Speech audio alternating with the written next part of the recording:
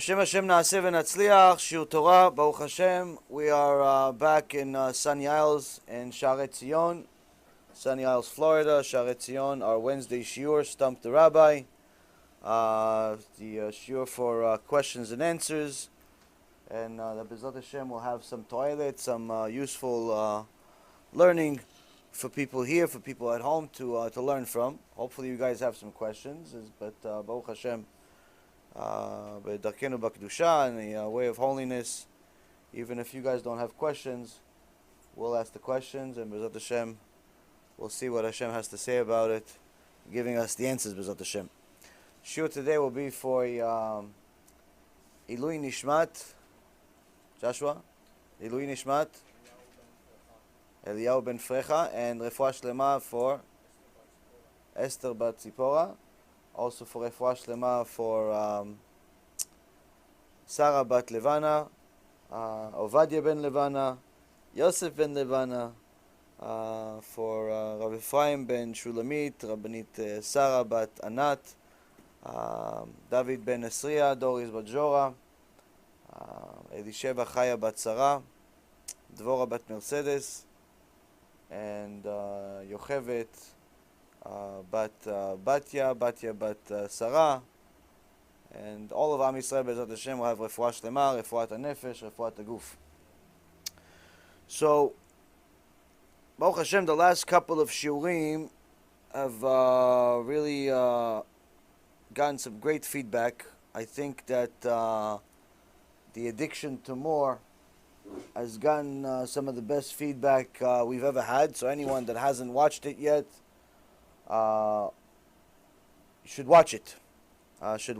But I can tell you guys what I do. One time, Rav Ephraim told me a story, or he said the story in a shiur, and he asked me, what did you think of the story? I said, oh no, I know the story already. He goes, oh, you already knew it? I said, yeah, you already told it to me a year and a half ago in this and this shiur. He goes, really? I thought I just learned it now. He goes, no, you knew it already. You told me a year and a half ago. He says, just like you know all the Gemara by heart, I know your shiurim by heart. Why? Because when it's a quality shiur, you want to watch it a few times. If you have a quality shiur, there's no problem of listening to it multiple times. I know that myself, if I'm shiurim, on the average, I listen to them at least twice. Many of the shiurim that I listened to in the past from Rav Mizrahi Sheikhye, I listened to him multiple times. Rav Yagen Alav Shalom, I listened to many of his shiurim multiple times. Many shiurim, if they're quality shiurim, you could learn from them many things that you're not going to learn on the first take. That's why sometimes it's silly that you get messages from people. It's like, oh, you have any new shiurim? I haven't watched anything in a while. I mean, Baruch Hashem, we have new shiurim every week, but there are certain channels, for example, that we stopped posting shiurim. But we have 100 shiurim on that channel. So they ask, oh, I haven't seen a new shiur on this channel in a long time. I said, okay, so go to a different channel. He goes, no, I can't go to the other one. I can't go to YouTube. Only go to this. I said, okay, so we'll just watch the other shiurim again. Oh, there's nothing new? Well, you know all 100 shiurim by heart? I don't know 100 shiurim by heart, and I'm the one that gave them. Meaning that when something is a good shiur, it's a good idea sometimes to listen to it multiple times. But Baruch Hashem, we're providing new shiurim every week, so there's many new things that we could all learn each week. There's the clips, there's the shiurim themselves. But that's also why I always recommend for people to take down notes. When you watch a shiur and something stands out in your head, a good story or something in the Gemara, whatever it is, write it down, because that's also going to help your memory. Because when you listen to shiur, if it's just the audio, then you're just using one sense. If you're watching a shiur, then you're using two senses. But if you're watching, you're hearing, and you're also writing, now you're adding another sense. The more senses you use, the more it improves your memory.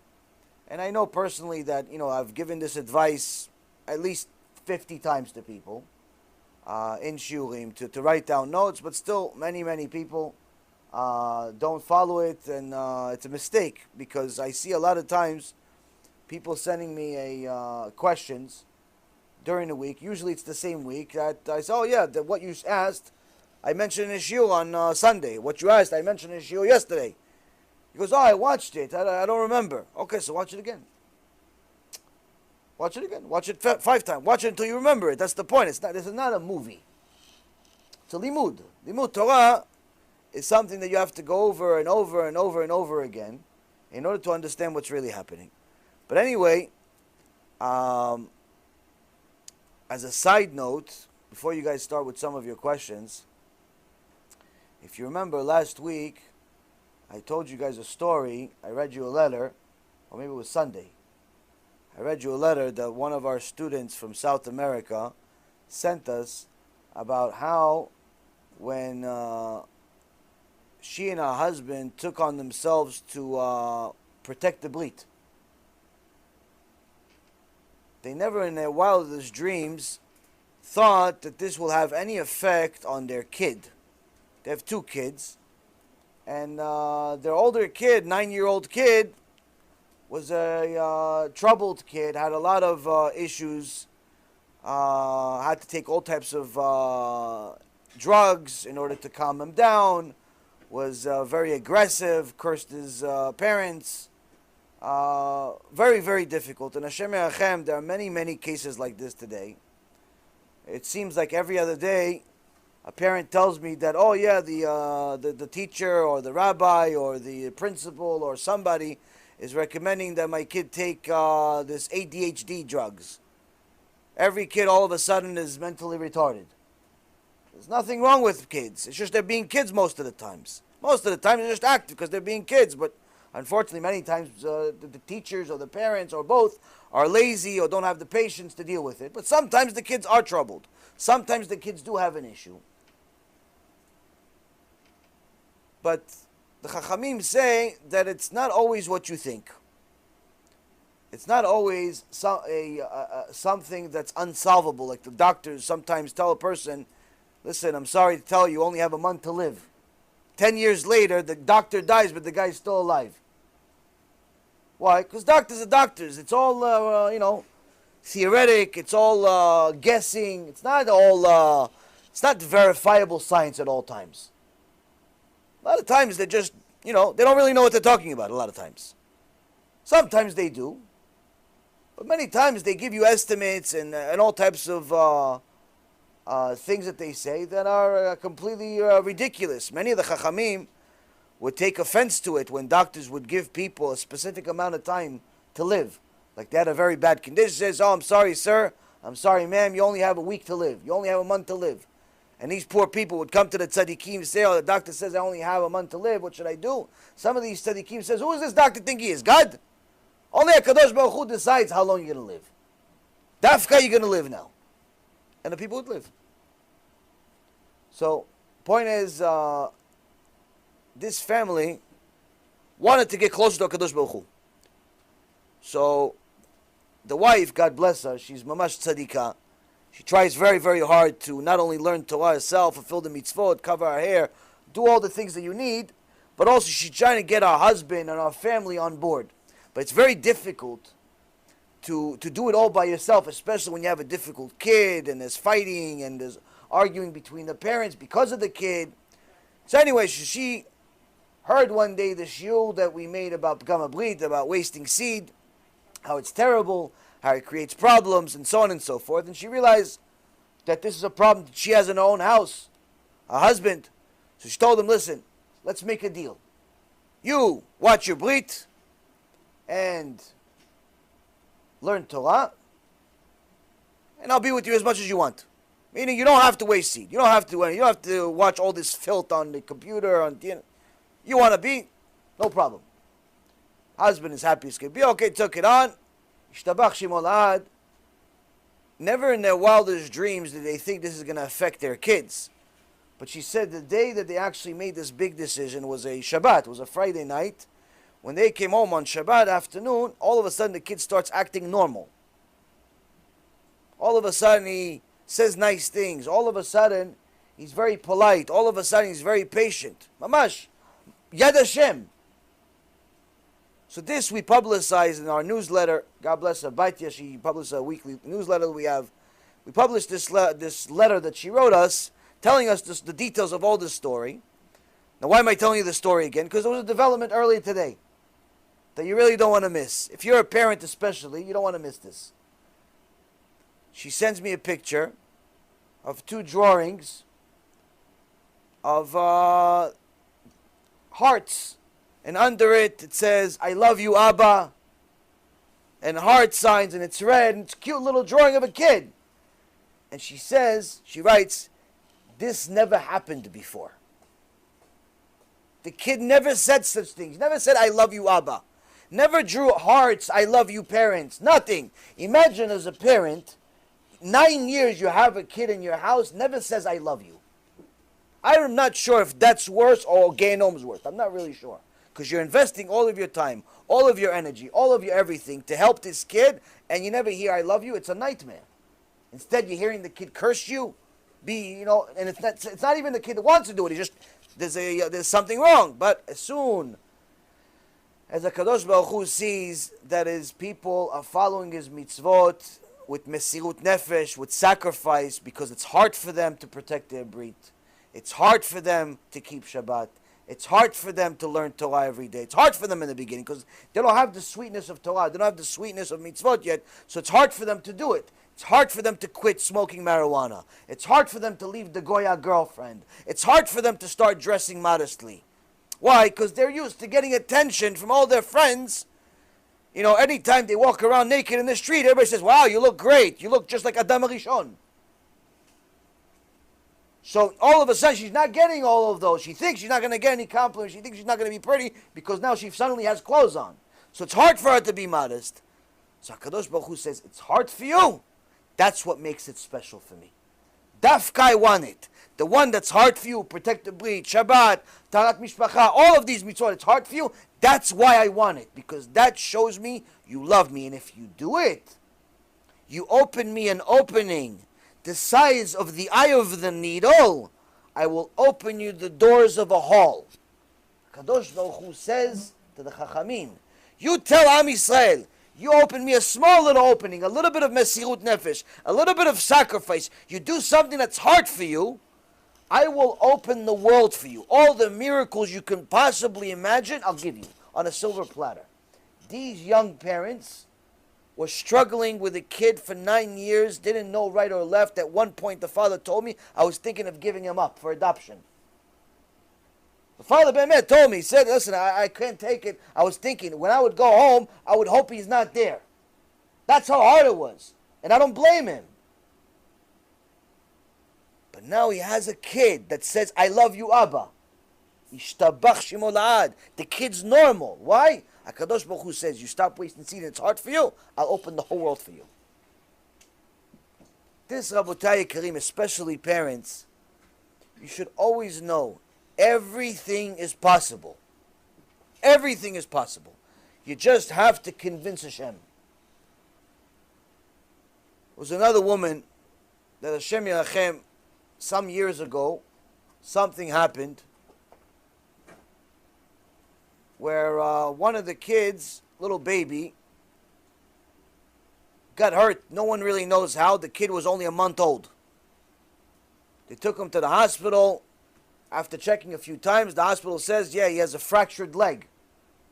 Now, in this godforsaken country over here, the government is not exactly pro-Jews all the time. Sometimes yes, sometimes no. Sometimes they act like Nazis. How so? I'll give you an example. The kid is injured. He's a little baby. He didn't play soccer. He's a baby. He didn't run yet. But he has a fractured leg. So they start asking the parents the question, how did it happen? How did it happen? The parents say, we don't know. We don't know. The baby's in the crib. No, we have no idea what happened. We just know the kid couldn't stop crying, and then the leg started swelling. We took him to the doctor. That's all that happened. Now you're telling us it broke somehow. We have no idea. As they're having the conversation, the police arrive. Arrest the parents. You have the right to remain silent. Anything you say can be used against you. Hashem yirachem, Hashem yirachem, Hashem yirachem. Long story short, they take the kid. They take the kid. Now it's not enough. They take the other kid too.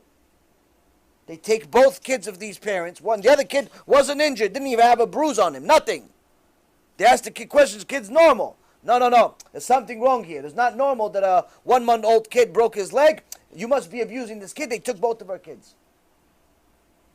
She's been fighting to get her kids back for almost 7 years. All types of other complications happened. Point being, I spoke to her a month ago, 2 months ago, a month ago probably. And we talked different things. Baruch Hashem, they keep some Torah and mitzvot. Some things they need to get a lot stronger on. And at one point I said, okay, so Be'ezrat Hashem, the goal is that we're going to do everything possible to convince Hashem to bring your kids back this year. She says, what? She says, what do you mean? So that's the point. We're going to do everything possible. If you do everything I tell you, all the mitzvot I tell you, all the limud, all the things that your husband needs to do, all the things you have to do. You do everything you have to do.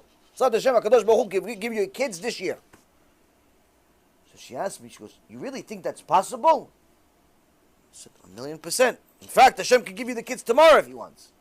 It's not hard for Hashem. It's hard for us to understand how Hashem can do it. Why? Because we don't believe in Him. Tachlis, we don't believe in Hashem. We believe in like a mini Hashem. We live like in a baby Hashem. That's what we believe in. We don't believe that HaKadosh Baruch Hu could do everything. Why? Because as soon as it comes to a difficulty that connects to our heart and our emotions take over, all of a sudden we start limiting Hashem. That's why, Rabotai Karim, it's very, very important to learn Torah and get chizuk and learn Musar and understand who HaKadosh Baruch Hu is. Last night at the end of the shiur, it was almost a 3-hour shiur. I think there's a very strong part that explains to people what Hashem Melech, Hashem Malach, Hashem Yimloch, Le'olam Vayed, what it really means.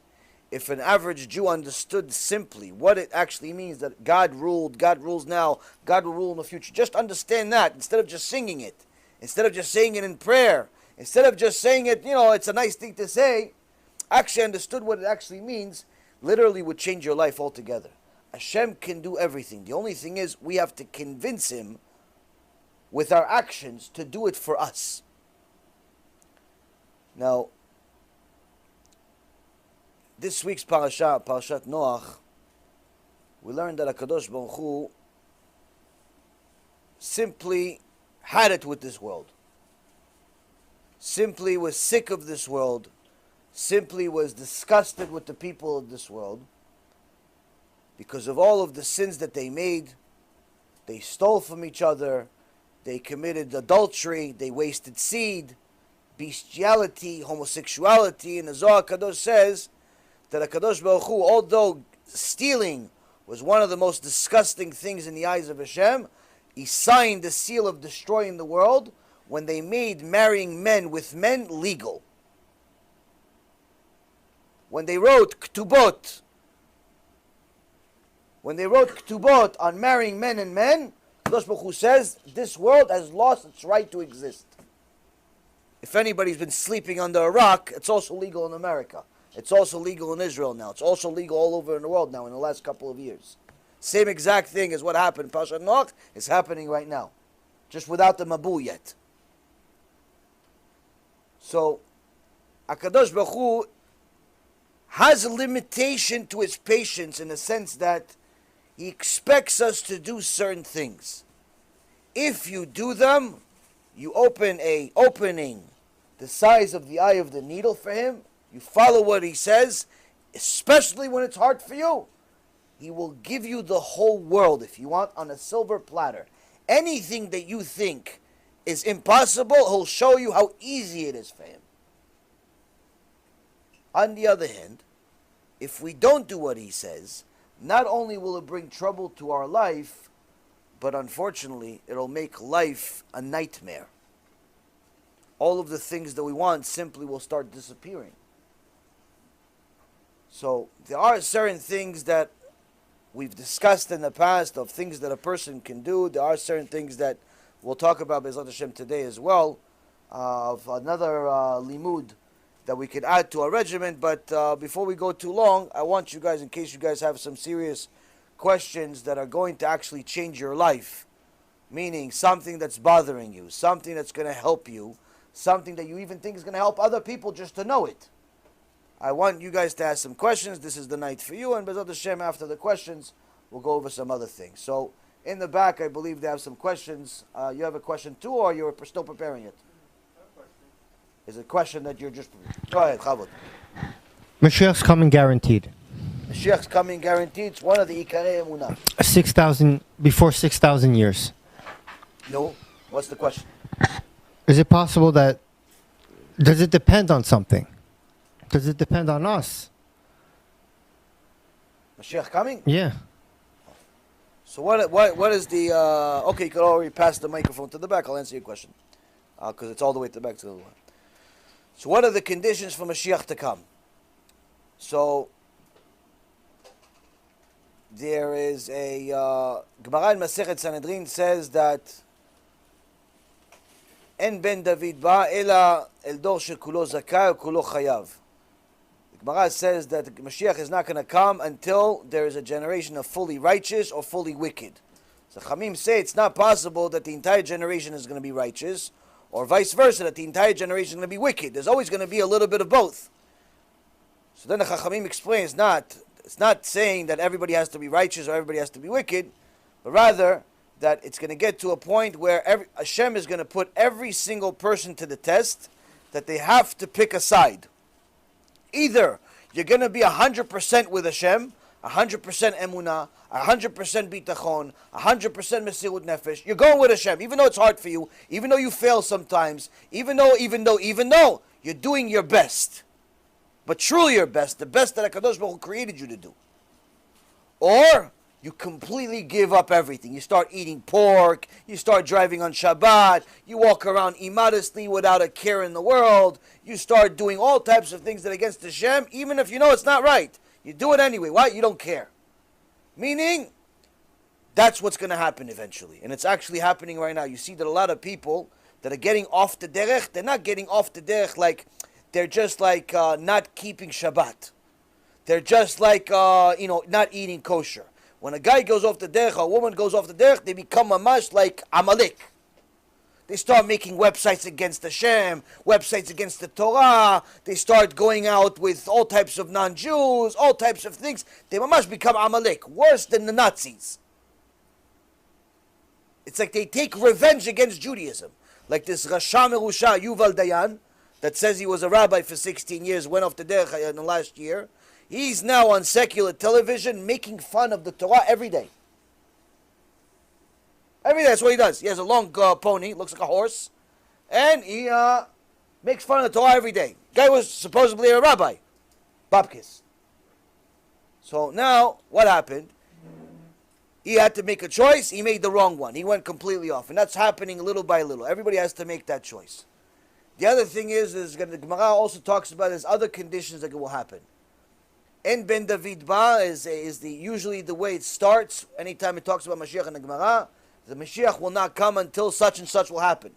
Such as Gemara Masechet Sotah, page 49b, says it's going to be a generation of chutzpanim, people that have no manners, people that go against the Torah, make fun of rabbis, hate the truth. You give them musar, they say, nah, it's not relevant anymore. You show them a source in the Torah, they bring it to their Barbie doll rabbi, the Reform rabbi that called himself Orthodox. Say, Rabbi, is this true that you're not allowed to waste seed? The rabbi says, no, it's not for this generation. So they go back to you and say, yeah, my rabbi, he's Talmid Chacham. He read 3 books in high school. He says that's not relevant. that wasting seed. Even though it says in the Torah it's not allowed. Even though it says in the Gemara it's not allowed. Even though it says Shulchan Aruch it's not allowed. Even though there's 1.5 million different books talking us that's not allowed. No, my rabbi that read 3 books in high school, he says no, it's okay. It's going to be people like this. Zohar Kadosh says the vast majority of the rabbis in the last generation before Mashiach will be Reshaim, will be Erev Rav. Also, Gemara Masechet Sanhedrin says that En Ben David Ba, that Mashiach will not come until everyone's broke. Everyone's going to lose all their money. Currency will lose its value. So everybody that's saving up for a rainy day, everyone is saving up for that 401k, for the retirement, for the 3rd, 4th, 5th, and 17th house, all that stuff, just so you know, before Mashiach comes, you're going to lose everything. And you're going to regret the day you were born. Why? Because you could have used that money to help Am Yisrael do tshuva. That's also going to happen. I can tell you, I have already given a shiur about how all of that could happen in 5 minutes. People think, no, what? If the real estate market crashes, then the stock market will go up. If the stock market crashes, then the real estate market will go up. If both of them crash, then currencies will go up. If currency crashes, then gold will go up, and so on and so on. Everybody has a common sense way of how they're not going to lose all their money, like as if they're smarter than God. All God needs to do in order for all money to lose value is one thing: turn off electricity. That's it. Electricity is off, all of your bank accounts are wiped out. That cash you have in your pocket is worth zero. Doesn't matter if it's $1, doesn't matter if it's a ruble, doesn't matter if it's a shekel. Ken, kod harav. כל אחד שהכנה את האוטו, אחרי 11 בלילה, הם גוררים את המכונות. הם הוציאו חוק חדש. אז תתן לכל אחד לשים את זה עם הפיקצ'ר, בתוך הדש של האוטו עכשיו. אחד ילך ישים. אני שמתי להם כמה, אתה יודע? אוקיי, בסדר. אבל יש עוד מכונות. בסדר, כבוד הרב. אז תגיד להם שלא רוצה שיקנו להם את האוטו. Okay, בסדר. Okay, בסדר. Okay, so just as a public service announcement, there's a new rule in this town that you're not allowed to park past 11 o'clock.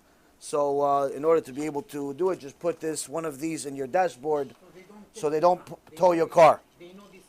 So anyone that has a car, just come pick one up and at some point put it in your car. But Bezrat Hashem, when you have a doing mitzvot, you really shouldn't worry. But anyone that wants to do it can go do it. Anyway, Rabotai, there are certain things that will happen before Mashiach comes, and the Gemara gives us those conditions. So now the key is to know that there is also a certain amount of time that will take place, a certain amount of things that will happen before Mashiach comes. There's a war of Gog and Magog, there's all types of financial issues that have to happen, and so on and so forth. The point being is that not necessarily what's going to happen, at the time of Mashiach, or after Mashiach comes, but rather how do we prepare ourselves for it? What's going to happen after Mashiach comes really is not relevant. The Rambam writes that you should not spend too much time learning about what's going to happen when Mashiach comes. Why? It will not help your servitude of HaKadosh Baruch Hu. All you should do is learn how to serve Hashem. Why? Because if you learn how to serve Hashem, whether the Mashiach comes tomorrow or he comes in 10 years is irrelevant. Why? You'll be prepared either way. So that means if he comes, you'll be one of the few that he'll save. And that's really the most important part to learn about Mashiach. So with that being said, there's a few shurim that we've discussed Mashiach on. You could learn more information about it. Let's move on to the next question from the back. Bechavod. Adoption. Now, when a couple can have children and they would like to adopt a boy and a girl, Ken. that's one part of my question. Do they fulfill the mitzvah of having a boy and a girl, like kids? When a couple cannot have kids, or they don't want kids? They cannot have kids and they adopt 2 kids, and a boy and a girl. Okay. So we have a rule in the Torah that if someone is trying to fulfill a mitzvah, but he can't, not because he doesn't want to, and not even because he's not trying hard enough, but rather there are circumstances that are beyond his or her control that make the mitzvah impossible. but he wants to make that mitzvah, HaKadosh Baruch Hu, listen to this, HaKadosh Baruch Hu, because of his desire, but he shows his desire to do it, not just he says it in his mind. He does whatever he does in order to try to do whatever he can. Is ishtadlut, HaKadosh Baruch Hu pays him and rewards him as if he fulfilled the mitzvah in a perfect way. Meaning, even if you try to do a mitzvah, sometimes you don't fulfill the mitzvah so good.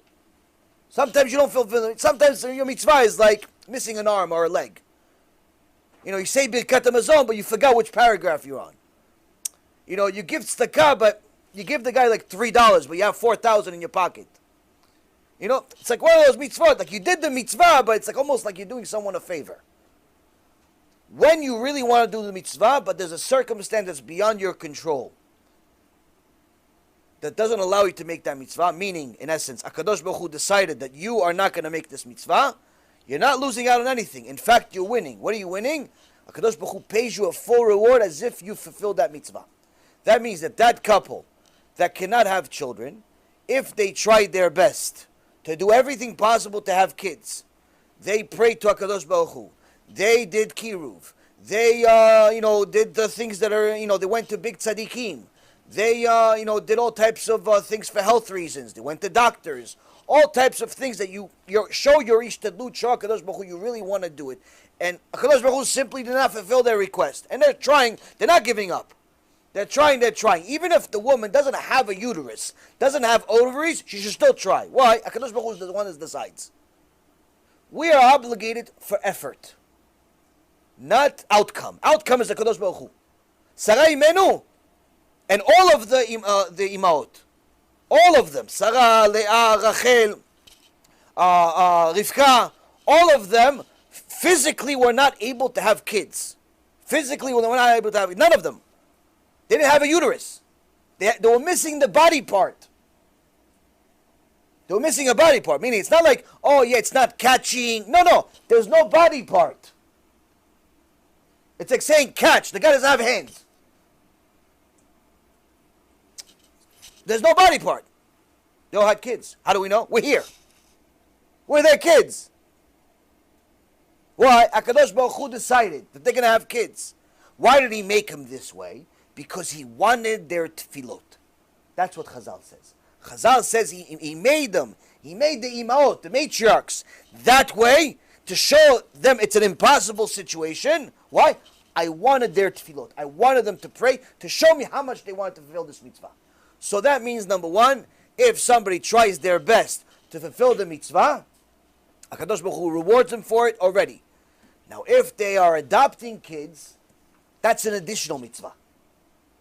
That's an additional mitzvah. It's not the same mitzvah. It's an additional mitzvah. Number one, it shows that they want to have kids. Number two, it's an additional mitzvah. What's this mitzvah? You're saving 2 neshamot. You're doing chesed for those 2 neshamot. You're saving a boy. You're saving a girl. It's a huge chesed that can help you get into Olam Haba. Why? Because the Gemara says there are 2 things that are going to help people get to Gan Eden, be saved at the time of Mashiach. 1 is Torah. 2 is Gemilut Chasadim. Chesed. Adoption is a very, very big chesed. Now, one last addition, you could ask the follow-up. If you're adopting kids, if you're a Jew, you're obligated to adopt Jews. You're not allowed to go adopt Goyim if you can adopt a Jew. This is very important to know, because sometimes people go to the adoption, whatever they can get, they think they're looking for a puppy. Whatever is the one I can get. Oh, he's blonde, blue-eyed. Okay, I'm going to get him. Yeah, but you don't look anything like him. Why do you want? Oh, no, he's going to be good-looking. It's going to be easy to be a shidduch. Yeah, is he Jewish? No, but we'll make him Jewish. We'll take him to the rabbi, Go find a Jew. You know how many Jews are looking for parents? Go find a Jew. Yeah, but it's harder. There's more paperwork. You got to go there. So what? Go save a neshama. If this kid doesn't go to you, this Jew doesn't go to you, he may be going to a non-Jew. And then the kid, Hashem Yachem, what's going to happen to him? So if you have the ability, go and adopt a Jew. You don't have the ability. It's nowhere to be found. There's some miracle where there's no Jewish kids to be had. Then it's a different story. But do everything you can. If you're already in that point, do everything you can to adopt a Jew. Follow-up question. Chavod. I answered the follow-up question. So HaKadosh Baruch Hu already gave you the answer before. We even know what the question is. See, that's how amazing is Hashem. Open this little needle, open the whole world. So, adoption, by the way, is it's a lifelong chesed that the parents do, but I can tell you also that sometimes it's a lot more difficult than the parents ever imagined. And the reason why is because most adoptions take place when the kid doesn't really have much of an opinion. He's little, he's a baby, he's 2, 3, 4, 5 years old. He doesn't have like his own mind yet. He's cute, he's got a personality, but he doesn't have like, anything of his own.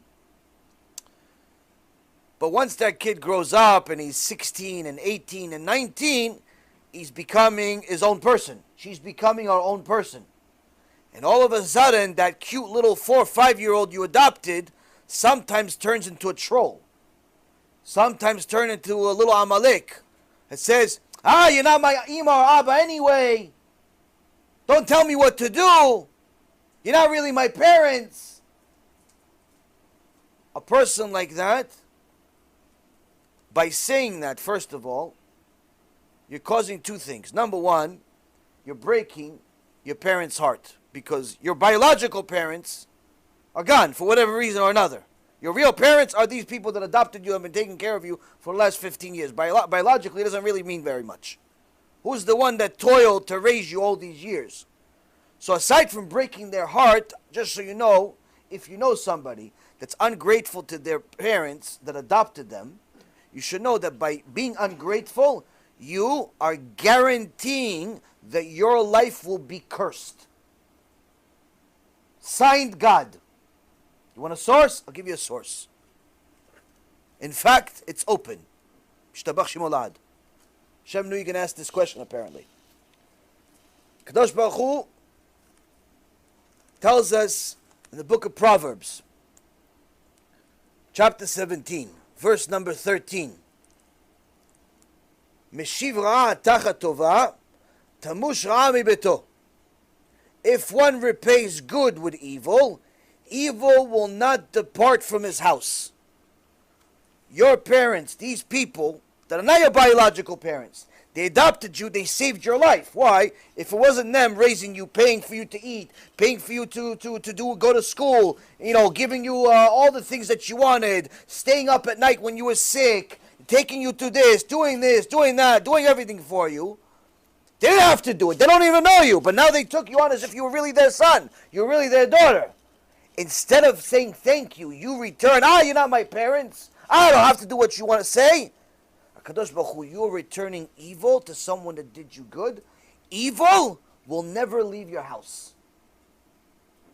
Because you returned evil for something good, Kadosh Baruch Hu says, I hate you. Why? You're the opposite of me. Kadosh Baruch Hu gives good. You, what'd you do? You get good and you return bad. Such a person, Kadosh Baruch Hu hates. Kadosh Baruch Hu, there's many sources in the Torah, says Kadosh Baruch Hu hates certain people. One of those people is ungrateful people. And it's a pasuk to prove it.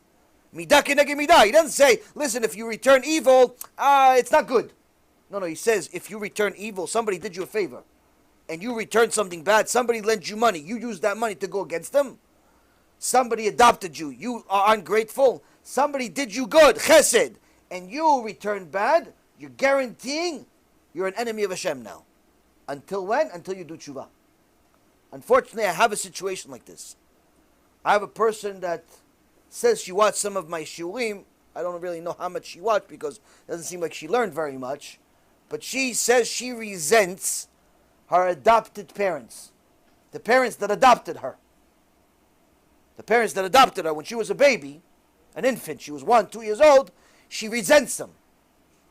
Why? They didn't ask her if she wanted for them to adopt her. They didn't consider her feelings. I'm dead serious. I have a person like this. She calls herself a frum Jew. She calls herself a religious Jew.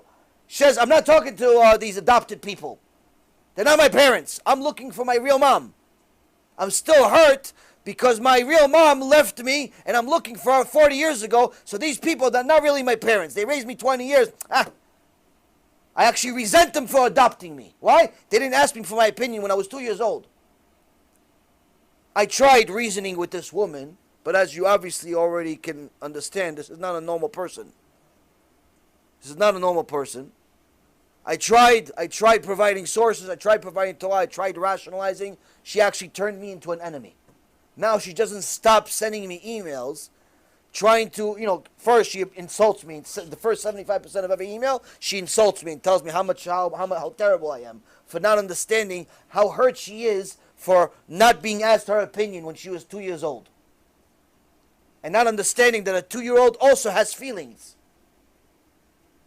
A 2-year-old has feelings, she says. A 2-year-old has an opinion. I told her, according to Torah, it's not possible. Why? The Ben Ish Chai says, you're almost a monkey until 6 years old. There's not much of a difference between a human being and a monkey until 6 years old. Not looks, not value, but your dot, your brain. Even though you could be a smart kid, even though you're a cute kid, even though you're priceless, you don't have your own opinion yet. You don't have your real mind of who you're going to be for the rest of your life yet. You're a baby. All you care about is, somebody changing your diaper, eat, run around, and you don't want to go to sleep ever. That's it. That's all you care about.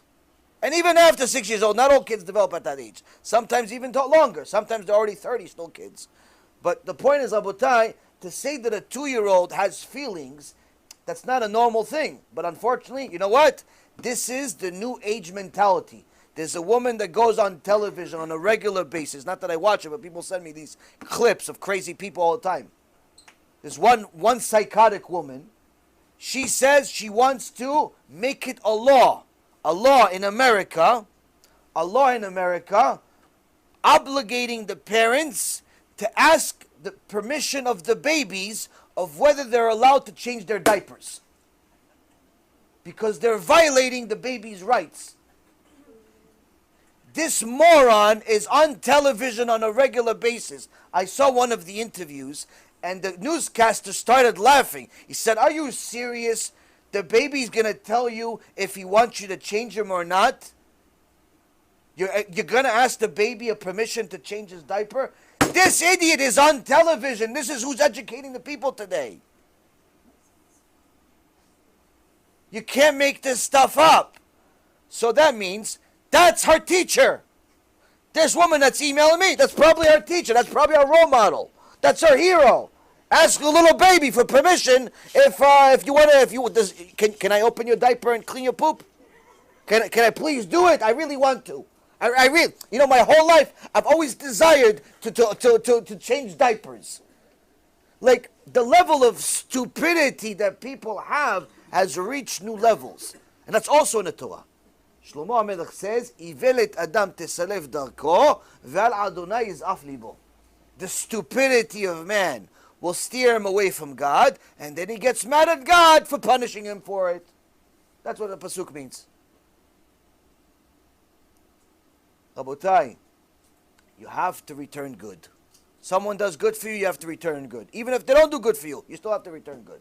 Why? That's your obligation in the world.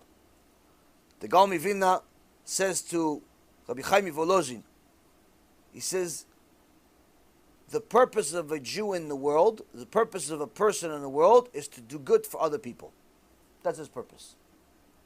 By doing good for other people, automatically everything else will improve. Why? You have to improve your midot in order to do good for other people. Automatically, if you're worrying about fulfilling this mitzvah of doing good for people, automatically that means you have to make yourself generous, even though naturally you're stingy as can be.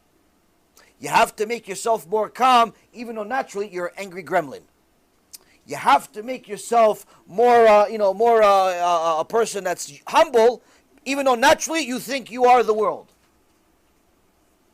When Michael Jackson sang, "We are the world," you thought he's singing about you. We are the world. He's talking about me. Reality is, Rabodai, this pedophile got a lot of money for his stupidity. But there's some common sense. There's some common sense in some of the things he says. Why? Some people actually believe this stuff. They think they're the world. Now, it's important for everyone to know You're obligated to do good for people. That's actually part of the things that I want to talk about tonight, but let's see if you guys have any other questions. Chavod. If someone can transfer the mic so the camera can hear. I can hear you, but the camera needs to hear you too. Is there a Russia or a type of person that you don't have to be good to? Is there a type of Rasha? Aside from Amalek. Okay, is there a type of wicked person that you don't have to do good for? So in your Siddur, you pray Amidah 3 times a day. Be'ezrat Hashem. We're supposed to pray Amidah 3 times a day. In the morning, in the afternoon, and at night. Now, Baruch Hashem, it's the Chachamim understood that it's difficult for people to sometimes come back to the Beit Knesset 3 times a day because of schedule, because of family, because of this. So what many Keilot do is they have the Mincha a few minutes before the Shkia, so you could do Mincha, and right as you finish Mincha, there's only a few minutes left that you could just, have a quick shiur, and then you do Arvit. Why? That way, you don't have to come back to the shul 3 times. You go to shul twice a day, you pray twice a day, you do everything all at once. So now, during that time, you have to say Amidah. Each tefillah has Amidah. Rosh Chodesh was today and yesterday. You had 4 Amidot. Why? Because you had to add Musaf. You have to add Musaf and Halil. In every Amidah that you're going to pray, you're going to see there's a mitzvah, laminim v'lamalshinim lo tihi tikva. People that are missionaries, people that are heretics, openly heretics, not from ignorance, but rather from intention, you pray that they will not have tikva. What does not have tikva mean? You're praying for them to die. When? As soon as possible. That's what you pray for 3 times a day. You pray for people that go against Hashem on a regular basis, actively, knowingly. You're praying for them to die as soon as possible. Not because you're mean, but rather because you're a Jew and you're good.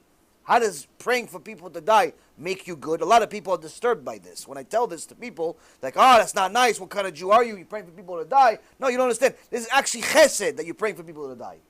Why? Because if they die today, if they're missionaries today, and they die today, at least they'll be judged on the sins they do until today. But if they die in 3 weeks from now, that's 3 weeks more of sins.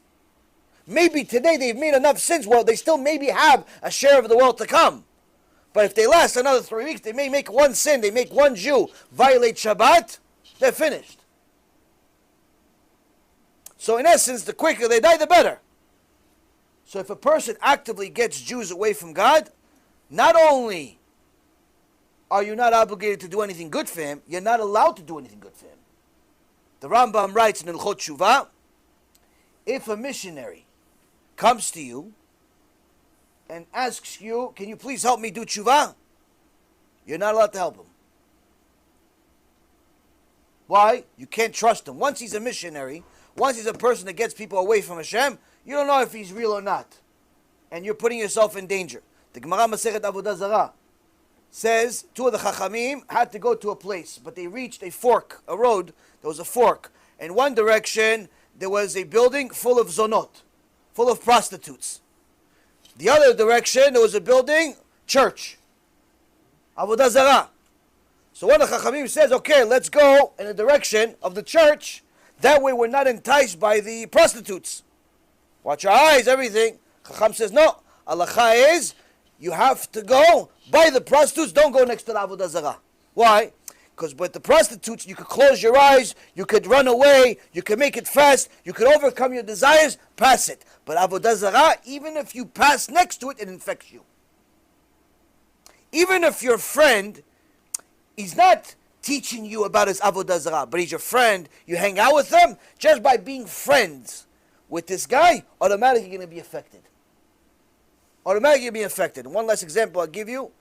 I had a woman tell me that some of our classmates are having questions about Judaism. I said, did they go to Jewish school? She goes, no, it's a Bet Yaakov. It's the best school. It's there. I said, so how do they have questions about Judaism? She said, I don't know where they're getting these questions, but they keep telling me they have questions about is God, is this, is that. It doesn't make any sense. If they're going to Bet Yaakov, you're teaching them Aleph Bet, you're teaching them Maaseh Bereshit, you're teaching them Noach, you're teaching Moshe Rabbeinu. How could they have questions about HaKadosh Baruch Hu? Little by little, we start delving. We go eventually start asking the kids. Let me ask you, give me some questions. Start asking questions. Where'd you get this question from? It goes, oh, my teacher. So what do you mean your teacher? You go to Bet Yaakov. He goes, yeah, my teacher told me. He goes, what teacher? Oh, this Christine. Who's Christine? She goes, oh, she's my history teacher. Oh, your history teacher is Christine. Your history teacher is a Christian. Your history teacher is a Catholic. She goes, yeah. So instead of teaching you history, she's teaching you Christianity.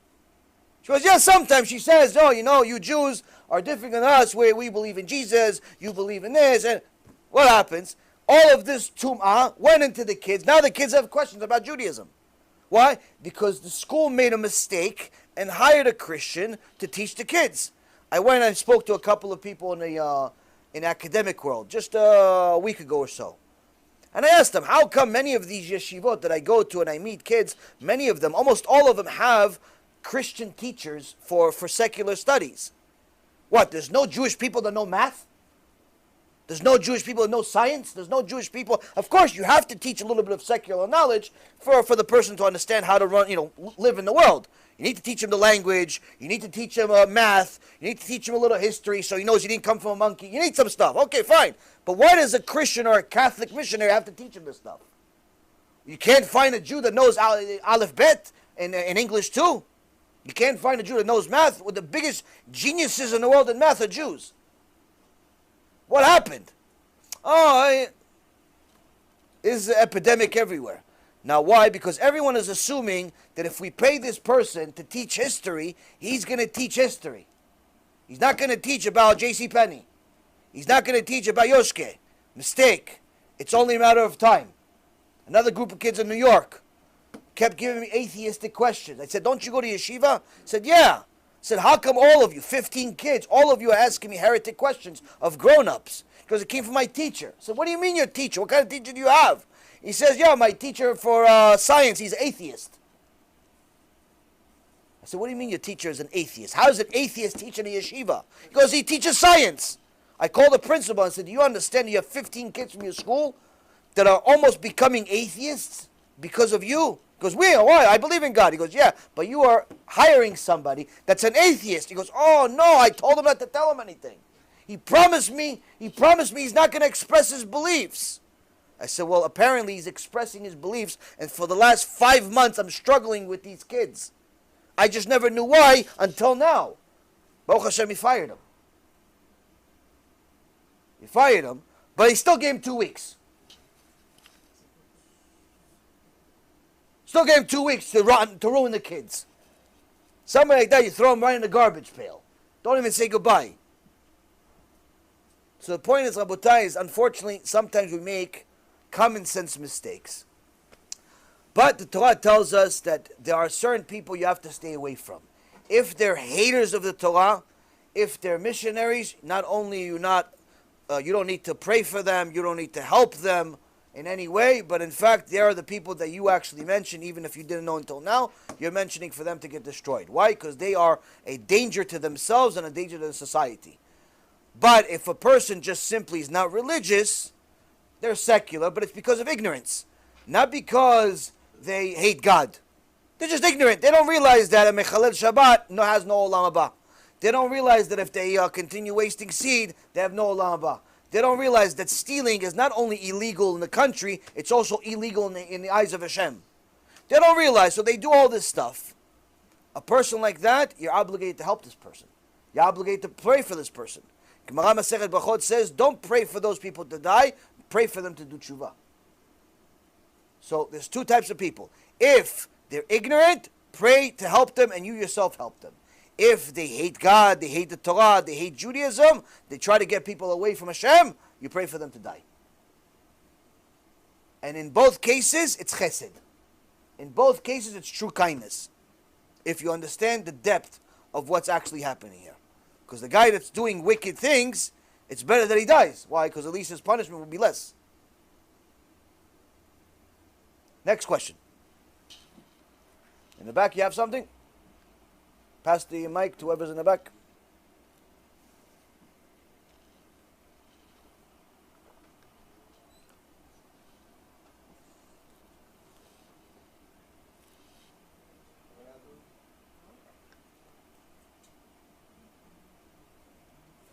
Same price. Question, same price. You hear me? I don't have to see you. I just need to hear you. No, but that thing is working or not?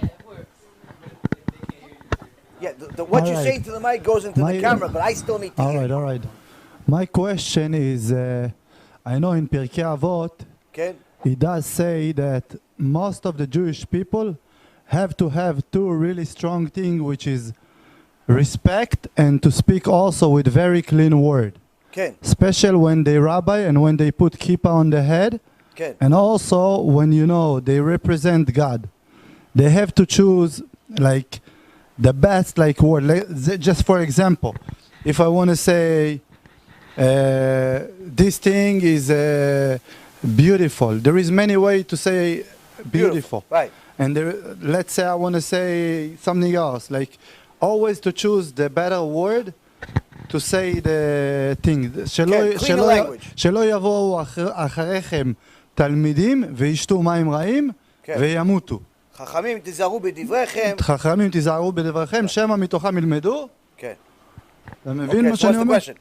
That's what I'm saying. So because it's very strong to speak in clean word. In any time that we want to say something, of my question for you, how can we try to reach to a level? Because let's say I grow up in a street and I work out in a lot of different places, and when I came to America, I just went to the street and do business on the street. Okay. And I saw and I recognized the language that they speak. And I said, wow, this is a good language. They actually speak in my language. Okay. But after a while, I started to become Choser B'Tshuva. And every time I used to try to use the F word and other type of word, the rabbis and the people in the area telling me, Ami, listen, in the shul you cannot even speak this word. Okay. Let's say, for example, I wanted to say to someone that is, not normal, I will choose the most way to say it and not to hurt them. Okay. Thing like this, you know what I'm saying? So to choose always. the key. How do you do all of this? How you do that? That's it. This How is do my you do? question. How do you clean your language? This is my question. How can we clean the language? The Mishnah in Avot says, "Chachamim tizaru b'divrechem." Chachamim, you must be careful with your words, so your students do not end up in Gehenom. Now, this, we actually had a whole 3-hour shiur about this Mishnah, maybe even longer. There's a few different commentaries on it. On one hand, it actually means that you have to be careful with the words that you choose and not be like some of the Chachamim that didn't explain themselves properly, and the students ended up becoming heretics because of it. Like Antigonos, Ish Socho, he said a few things, and a couple of his students didn't understand them properly, and they ended up becoming heretics, the Sadducees and Sadducees. They both became, they thought, because he says that you should serve Hashem without expecting a reward, they thought that there's no reward for mitzvot, so they said, okay, might as well not serve Hashem and serve something else, and so on and so forth. So the Mishnah says you have to be careful, you have to explain yourself very detailed, don't assume that people understand you, don't use things, a language that's above and beyond the crowd, and be very, very clear. There was a guy this guy named Dror Kasuto, that causes a lot of problems for Am Yisrael because he actively makes mistakes, but he knows he makes mistakes, but he doesn't care. But when I first discovered that he makes mistakes, he said something in one of his shiurim, and I contacted him. I told him, you pretty much told people that if the wife doesn't want to go to the mikveh, the husband's still allowed to be with her. This is Isur Nida, it's karet. He goes, no, I didn't mean that, I meant something else. I said, okay, so Chachamim, you have to tizaru b'divrechem. You have to correct yourself because what you're saying and what people understood, because I heard it myself, there's no way in what you're telling me that you said. You have to correct yourself. You have to make a whole new shiur correcting yourself. What did he do? He made it worse. Instead of correcting himself, he made it worse. So as a person that doesn't care. And now, unfortunately, there are many people like that, and the reason why they don't care is because they have gava, they have pride, and they always think that they're right, even if they're wrong. So it's very, very important to be clear with what you say and don't assume that people understand you. You have to pretty much teach everybody as if they don't know anything from beginning to end. The more clear you are, the better your students will be. The other hand, also, there's a special mitzvah to have clean language. If you notice in the Torah, HaKadosh Baruch Hu speaks in a certain language that's very different than ours. For example, in the entire holy language, there is no word for the male or female member. For the private parts of a male and a private part of a female, there's no word for it in the Hebrew language. The words that you guys may know in your head, that's modern Hebrew. That's not Torah. That's Ben Yehuda made that up 100 years ago. That's not Torah. In Torah, there's no word for the male member.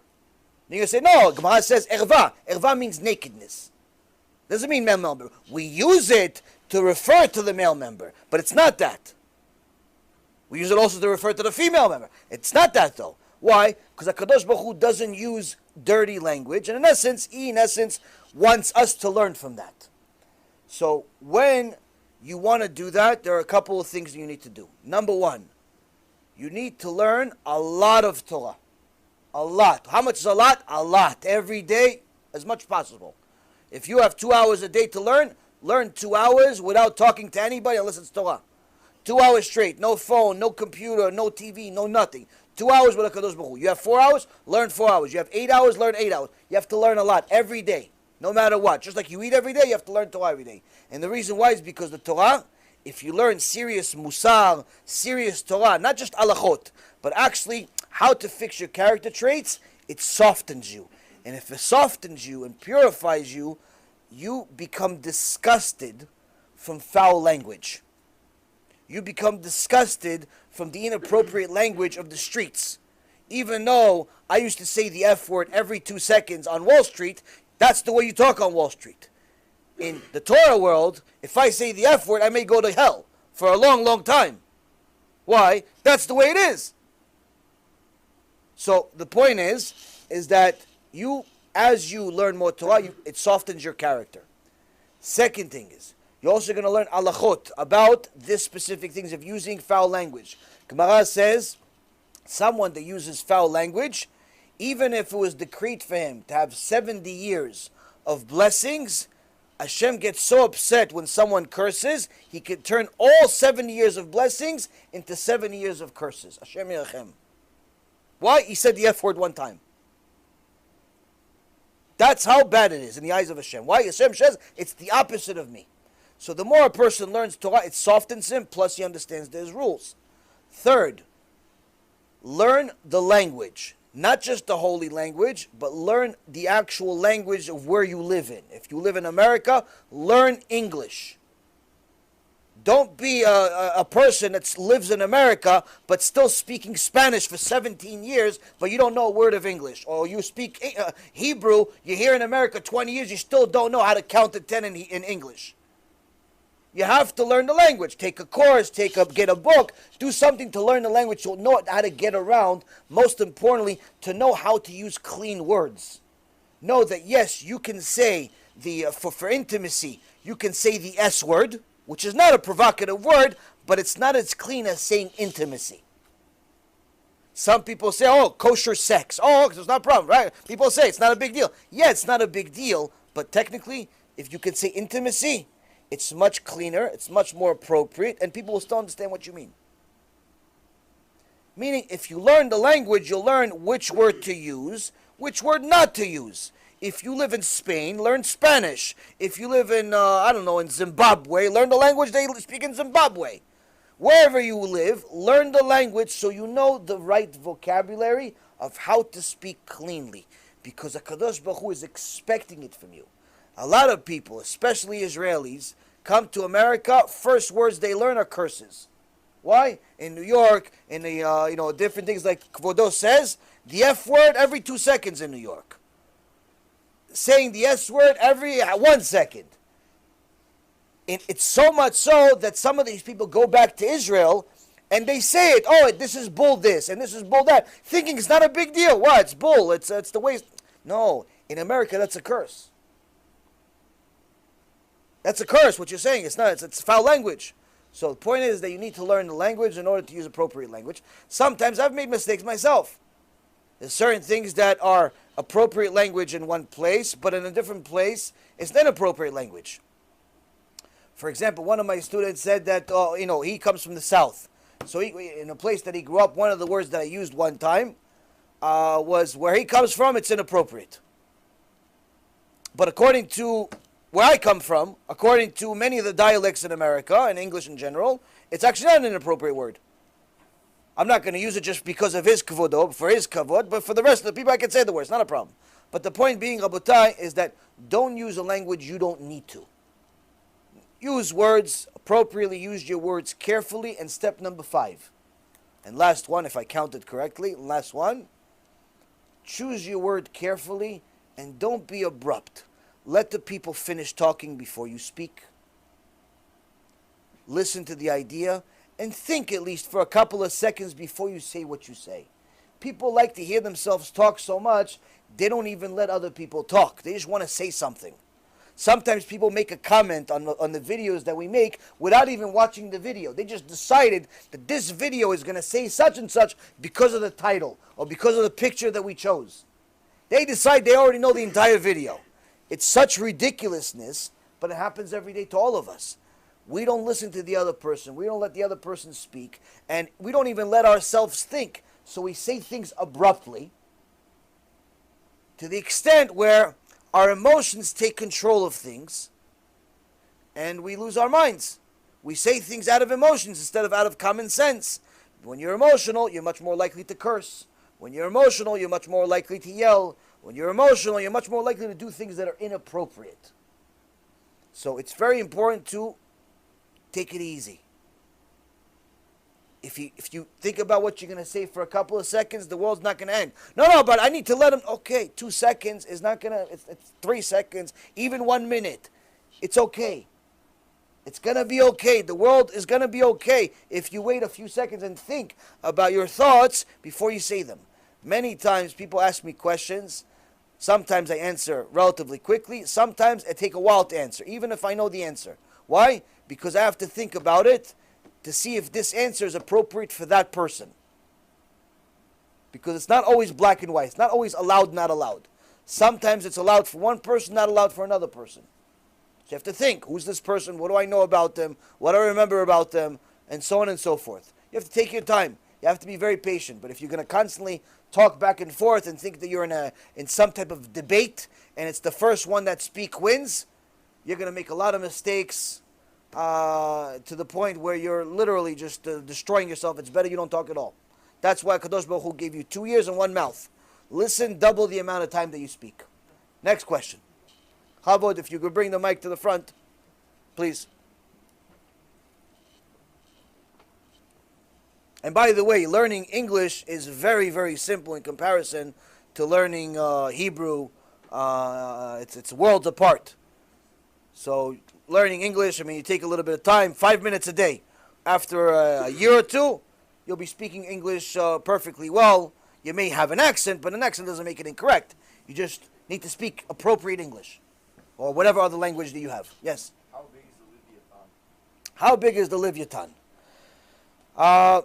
The Sefer Bereshit has almost an endless amount of midrashim. Because some of the most vague things, some of the most extraordinary mystical things that we could learn comes from Bereshit, comes from the creation of the world. And many of them say that when HaKadosh Baruch Hu created the world, there were certain creatures that were created then that don't exist today. Like, for example, Taninim Agdolim means huge reptiles. Huge reptiles means dinosaurs. That was one of the first things that really interested me in the Torah, because I realized that there are dinosaurs. It's just not the same thing like the scientists say. Scientists think that they're billions of years old and they looked certain ways. Torah describes them relatively differently, but nonetheless, they did exist. But unlike what scientists say, where they existed at a time before man, dinosaurs actually existed at the same time as man. There was dinosaurs in the world and people in the world at the same time. And the beautiful part is that there are many, many scientists that have come to this realization. And the reason why is because they found different archaeological findings where they saw that in Zimbabwe and in other places in South America, there are actually drawings in caves of people and dinosaurs. So say, how do the people have a picture of the dinosaur here? Meaning that they knew what they looked like. How did you know what they looked like? Scientists thought that they discovered it 300 years ago when it was they dug on the ground, they saw a really big bone, and then little by little discovered the whole world of dinosaurs. But in reality, the dinosaurs were in the world at the same time as people. Now, of course, there are many heretics that will want to tear my head off for saying what I'm saying, but good luck to you doing that. There's more proof to what I'm saying than anything that other people say. Now, as far as one of the huge creations was the animal called the Leviathan. Now, Kadosh Baruch Hu decided that initially, even though there was two creations, there's a male and a female, he killed one of them. He killed one of them, and the reason why is because he did not want them to procreate, because he knew that if they procreated, they would create huge creatures that would destroy the world. So he had only one, and it actually says in Tehillim, also mentions it in the Sefer Eiyov, that Leviathan is Hashem's pet. Hashem plays with it, whatever that means. Hashem plays with the Leviathan. And the Leviathan is going to be the feast that we are going to eat at the time of Mashiach. Those that survive, those that do tshuva, they were going to eat the Leviathan. So there are many midrashim. Now, as far as the size of the Leviathan, there are several midrashim that discuss it. One of them that I remember reading says that there is a opinion that the Leviathan is 974 miles long. Meaning the Leviathan is bigger than most countries. It's enormous. So now you're going to say, wait a minute, if it's so big, how come we can't see it? Opposite. It's so big, it looks like it's a piece of land moving. Better yet, you should also know that over 71% of the globe is water. We don't even know everything about the land. The 29% that we live in, we don't know everything about it also. We don't know even anything about half of it. We haven't even explored half of the land. Needless to say, we haven't explored the entire 71% part of the water. Meaning that it could be in plain sight. We just haven't been merited to see it. When you see it, you're not going to be so happy. I can promise you that. The Leviathan is a very interesting creature. He's not going to be friendly to you, though. Unless you're a tzaddik. But the point is, Rabotai, is that it's very, very big. And HaKadosh Baruch Hu is reserving it for the time of Mashiach. There are some midrashim that say it's smaller or bigger. But point being is that we're only going to find out later on. But it's enormous nonetheless. Some even say it's not really an actual physical being, but rather it's an angel. Some say there is an opinion that it is an angel, it's not actually a physical being. Point being is that there are certain midrashim and certain things in the creation that we're simply not going to have the answer to until Mashiach arrives. The only thing we have answers to are things that actually matter to our day-to-day life. Yes, next question.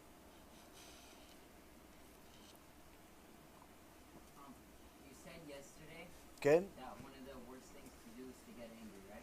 Ken? So what if you have anger issues, like real anger management, and you can't help it? Do you still get the avera? So the first thing to understand is that to say that I have a certain deficiency and I can't help it is at least this dust of kfira. If not kfira mamash, it's dust of kfira. Meaning, it's saying that HaKadosh Baruch Hu created you just to sin. What is this like? Baruch Hashem, everybody here has parents. And I'm assuming everybody here knows that their parents love them. Now, every normal parent that's a human being, not a divine being, human being, is never going to give something, give a task, give an obligation to their child if they know for sure that the child cannot do it. Meaning, there's no parent in the world that will tell their 5-year-old kid to lift an 18-wheeler truck over his head. Why? because that would mean that the parent hates the kid because he's setting up the kid to fail. He knows that the kid cannot lift an 18-wheeler truck over his head, so why even bother telling him to do it? So that means that if the parent knows that the kid can't do something, he's not going to obligate the kid to do it. He's not going to say, either lift the 18-wheeler car or the airplane over your head, or I'm going to punish you. He's not going to do that. Why? Because he knows that there's no way that the kid can achieve this. Needless to say, if the parent, which is the creation, knows not to treat his child this way, the creator, the real Abba in Shamayim, is also not going to do this to his son or his daughter. He's never going to tell you, do something that you really can't do. If he says in the Torah, you're not allowed to be angry, that means that you have the possibility, the ability to not be angry. That doesn't mean that it'll be easy for you, because you could have a predisposition of anger. You could be an angry person. I myself am an angry person. Moshe Rabbeinu was an angry person, le'avdil. I could be the dust of Moshe under Moshe Rabbeinu, maybe. But the point being that Moshe Rabbeinu, as we learned last week, Moshe Rabbeinu was born with the worst midot in the world. All of the bad midot that exist, Moshe Rabbeinu had them. The reason why he became Moshe Rabbeinu, Or HaChaim HaKadosh says, is because he fixed his midot. He overcame his midot because of his Yirat Shamayim. That's what Or HaChaim HaKadosh says. So now, Kadosh Baruch Hu says, don't be angry, don't be stingy, don't be arrogant, don't be this, don't be that, be this, be that, okay? So that means that you can do it, even though it's hard for you. So, if he says that you can do it, that means you can. Does it mean it's easy? No. But that's why there's a reward for it. So how do you do it? You have to learn about it. You have to learn that it's not good to be angry. You have to learn how to overcome your anger. You have to learn how to control your anger. And that takes some time. There are many, many Sfarim in the Torah that discuss these issues of how to work on each and every single midah. Unfortunately, most of them are in Hebrew, but nonetheless, there are literally millions of Sfarim. Millions of Sfarim discussing different aspects of the Torah. You could start reading today and read 24 hours a day, 7 days a week, for 1,000,000 years, and you still would not finish the Sfarim that are in this world today. That's how many Sfarim there are available for Am Yisrael. Point being, there are surely Sfarim that will teach you how to overcome your anger. One of the most critical things to learn is Musar. Why? Because Musar is overall character development that will teach you how to soften your character and how to control yourself and how to not be an animal that acts on impulse. Animals act on impulse. Human beings are supposed to act based on what they think, based on what their brain says they're supposed to do, not based on what their impulse and what they feel like doing. So, when a person learns Musar, a person develops their character, softens themselves, realize he has to be more kind, realize he has to be more gentle, realize he has to be more patient, he's going to learn different tools of how to do it. A few simple tools that you can do right away, that tomorrow, already tomorrow, you're less angry. Already tomorrow. Some things will take you a long time, but already tomorrow you could be less angry. Number one, before you say anything, if you're naturally an angry person, before you respond to everyone, if somebody said something to you that mamash makes your blood boil, like instead of answering him, you rather take his head and put it on a pedestal, make it maybe a camera or something. Before you answer him, say, let me get back to you in a minute. Wait 1 minute. 1 minute. Look at your watch. 1, 2, 3, 4, 5, 6, 7, 8, 60 seconds. Guess what? In 60 seconds, you're already at least 50% less angry. Why? You waited. It gave you enough time to digest the information, realize it may not necessarily be as bad as it sounded, realize that maybe you shouldn't respond that way, realize that there are people watching, realize that HaKadosh Baruch Hu is watching, realize that it's wrong to do this. You're realizing a lot of things in a minute. Automatically, you do this, you're much less angry. Much less angry. At least 50% less angry. 2, don't be so sensitive. Don't take things so seriously. If somebody called you a name, so what? Remember, in the end, they're going to become lunch for the worms and the maggots. Why do you care about their opinion so much? People get offended by people's comments all the time. Oh, you said this about me. So what? He said this about you. So what? He's gonna be lunch. He's gonna be a McDonald's sandwich one day for the maggots. What do you care about his opinion if he calls you names? If he's a good person, he's a tzaddik, and he said something to you that's awful, that means there's something wrong with you. Not him. But if he's an awful person and he's calling you names, she's calling you names, why do you care about their opinion? Third and last one, you should know that the Mekubalim say in the Reshit Chochmah and several other places that someone that takes an insult and does not respond becomes partners with Hashem. Ve'olam omed al blima. Just like in the Sefer Eov, HaKadosh Baruch Hu talks to Eov, and Eov says, this world, he has complaints and so on and so forth, but then the book of Eov says, what is the world standing on? Ha'olam omed al blima, on nothing.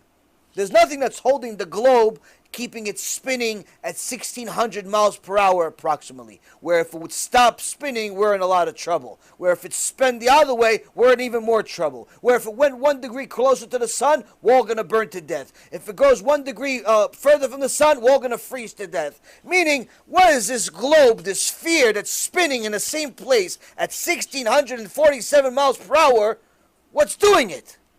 Nothing. Other than HaKadosh Baruch Hu. There's no pole that's holding it. You go try to spin a basketball on your finger. You may be able to do it, but guess what? You're going to have to keep moving it on your own. If you stop, after a while, the basketball is going to fall. And either way, you're going to have to hold it with your finger at least. Something's going to have to hold it. The globe that's much, much bigger than the basketball, nothing's holding it other than HaKadosh Baruch Hu. And you can't say it's gravity. There's no gravity. So now, Hashem says, the world stands on nothing, meaning I'm holding the world. But who helps me, if you will? If you will, who helps me hold the world? Someone that acts like me. Who acts like me? Someone that's insulted and doesn't respond right away. Doesn't respond at all. Why? People insult Hashem 24 hours a day, 7 days a week, since the beginning of creation, and unfortunately probably until the end. There are people that have entire websites against Hashem.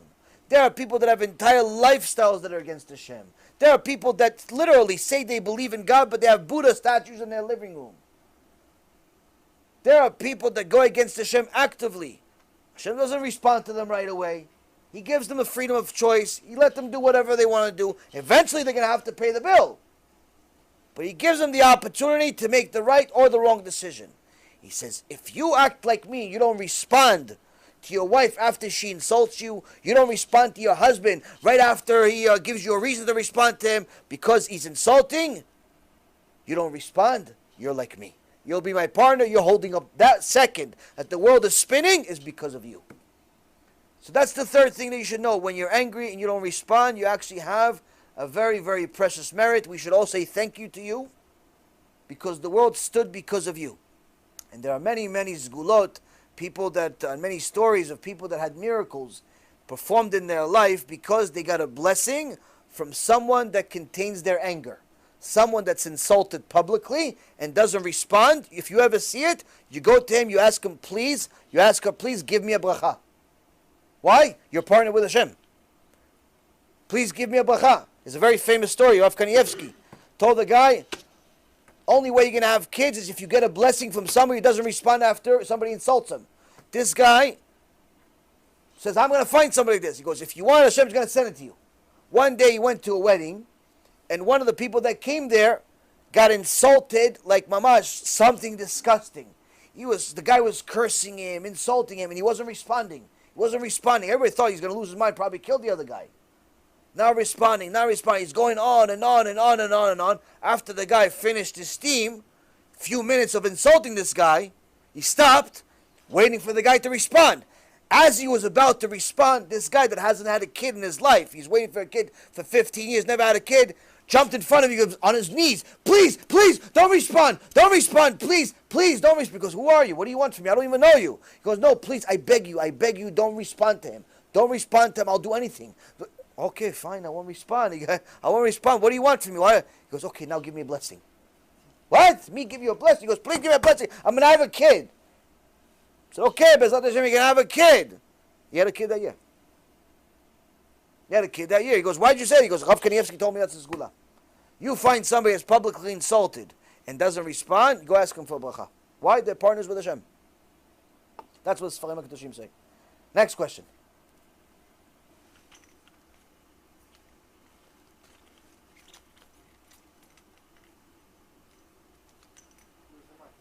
The mic, whoever has the mic, please forward it to the front. Someone has the mic?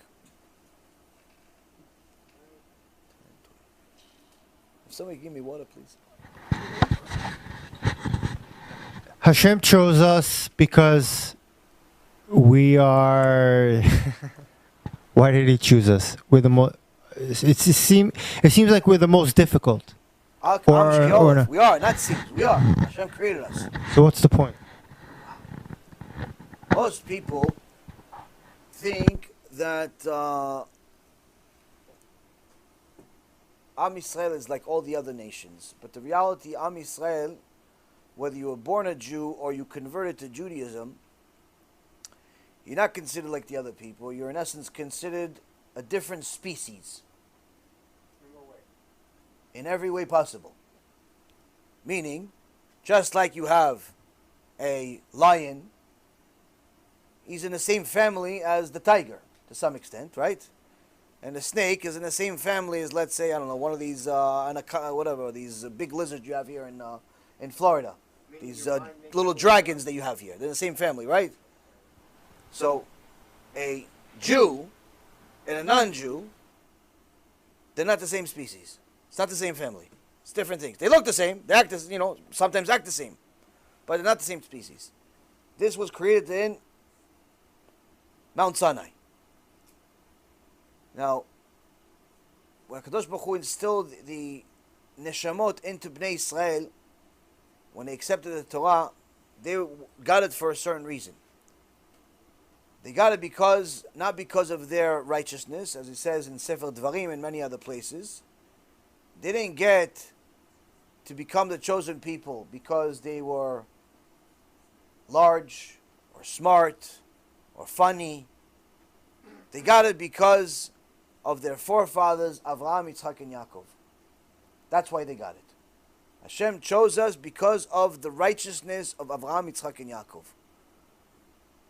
Because we are connected to them, we have the right to serve Hashem at the highest possible level.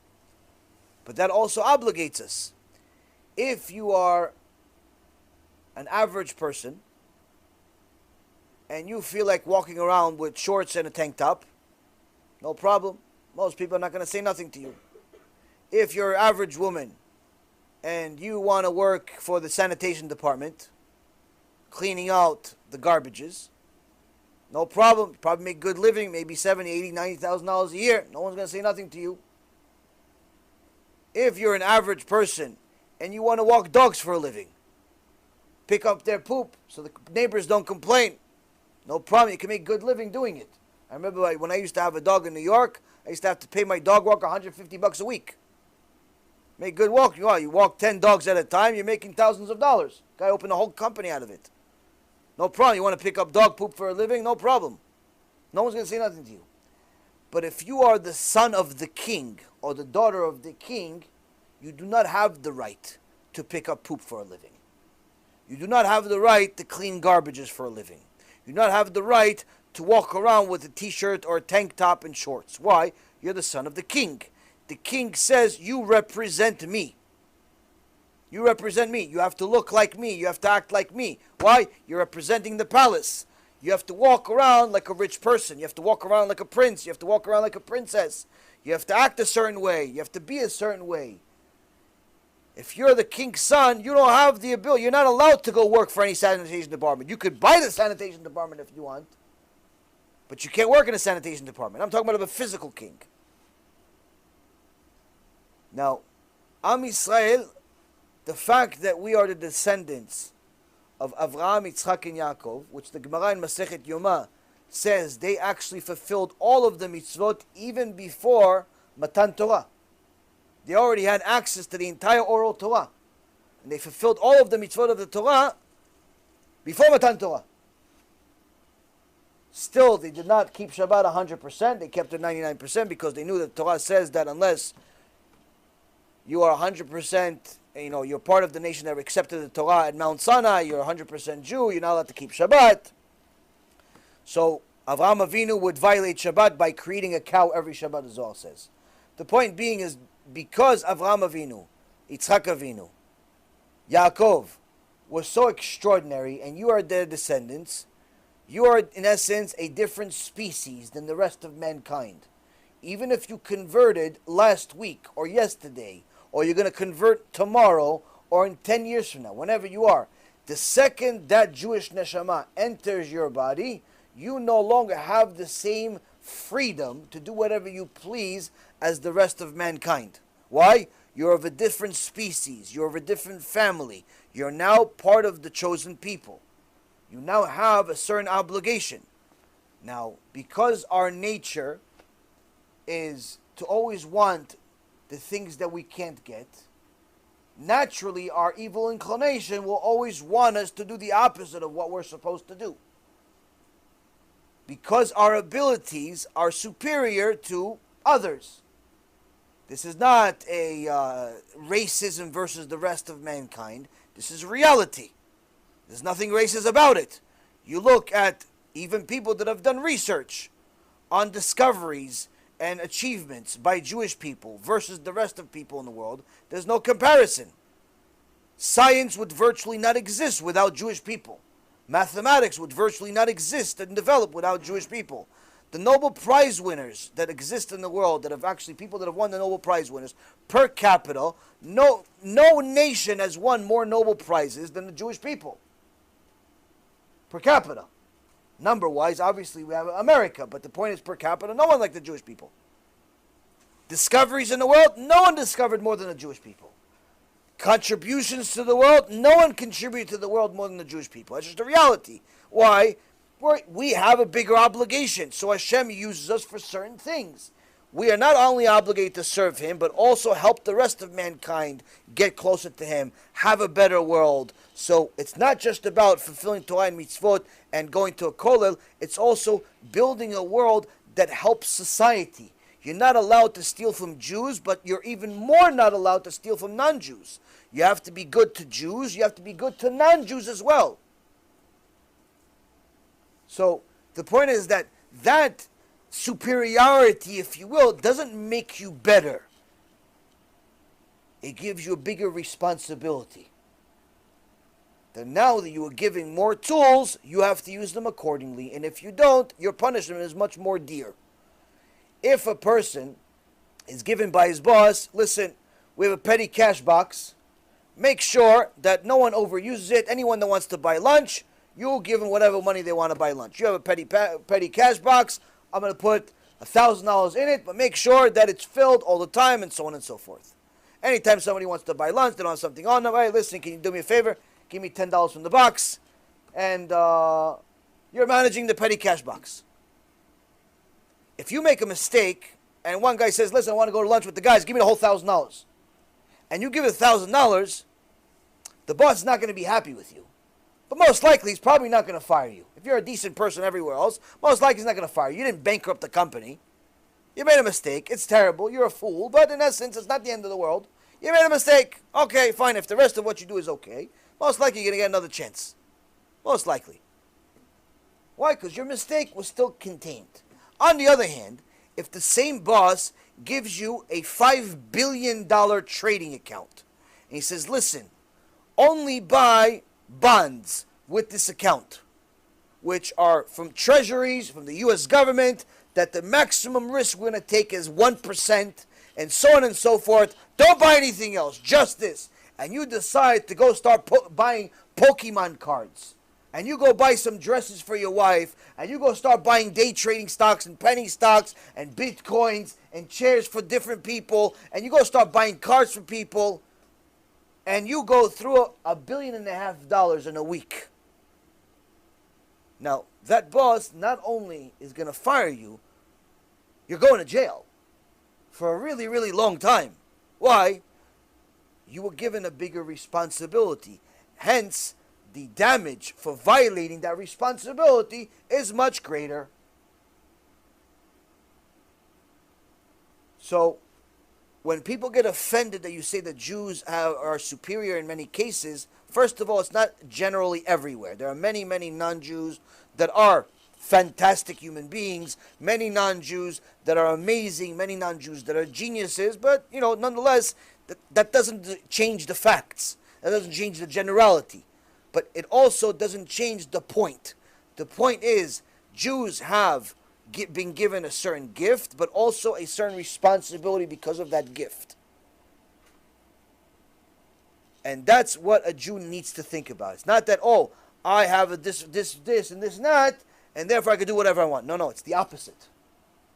The fact that you're the king's son or king's daughter, means that you are now have to care more about society than the average person. You can't just ignore the fact that there is hunger in your street. You have to care about people. Next question. For those who don't understand what you mean by a species, can you elaborate? Because some people think you mean that they're totally different, like in the physical sense, different race. Okay, maybe race, I don't know. But it's like a sensitive word that people who are, indoctrinated in public schools, and so species means a certain thing. So, a lion. They want to hold when me you for the say word, saying, it's as if it's not a human being.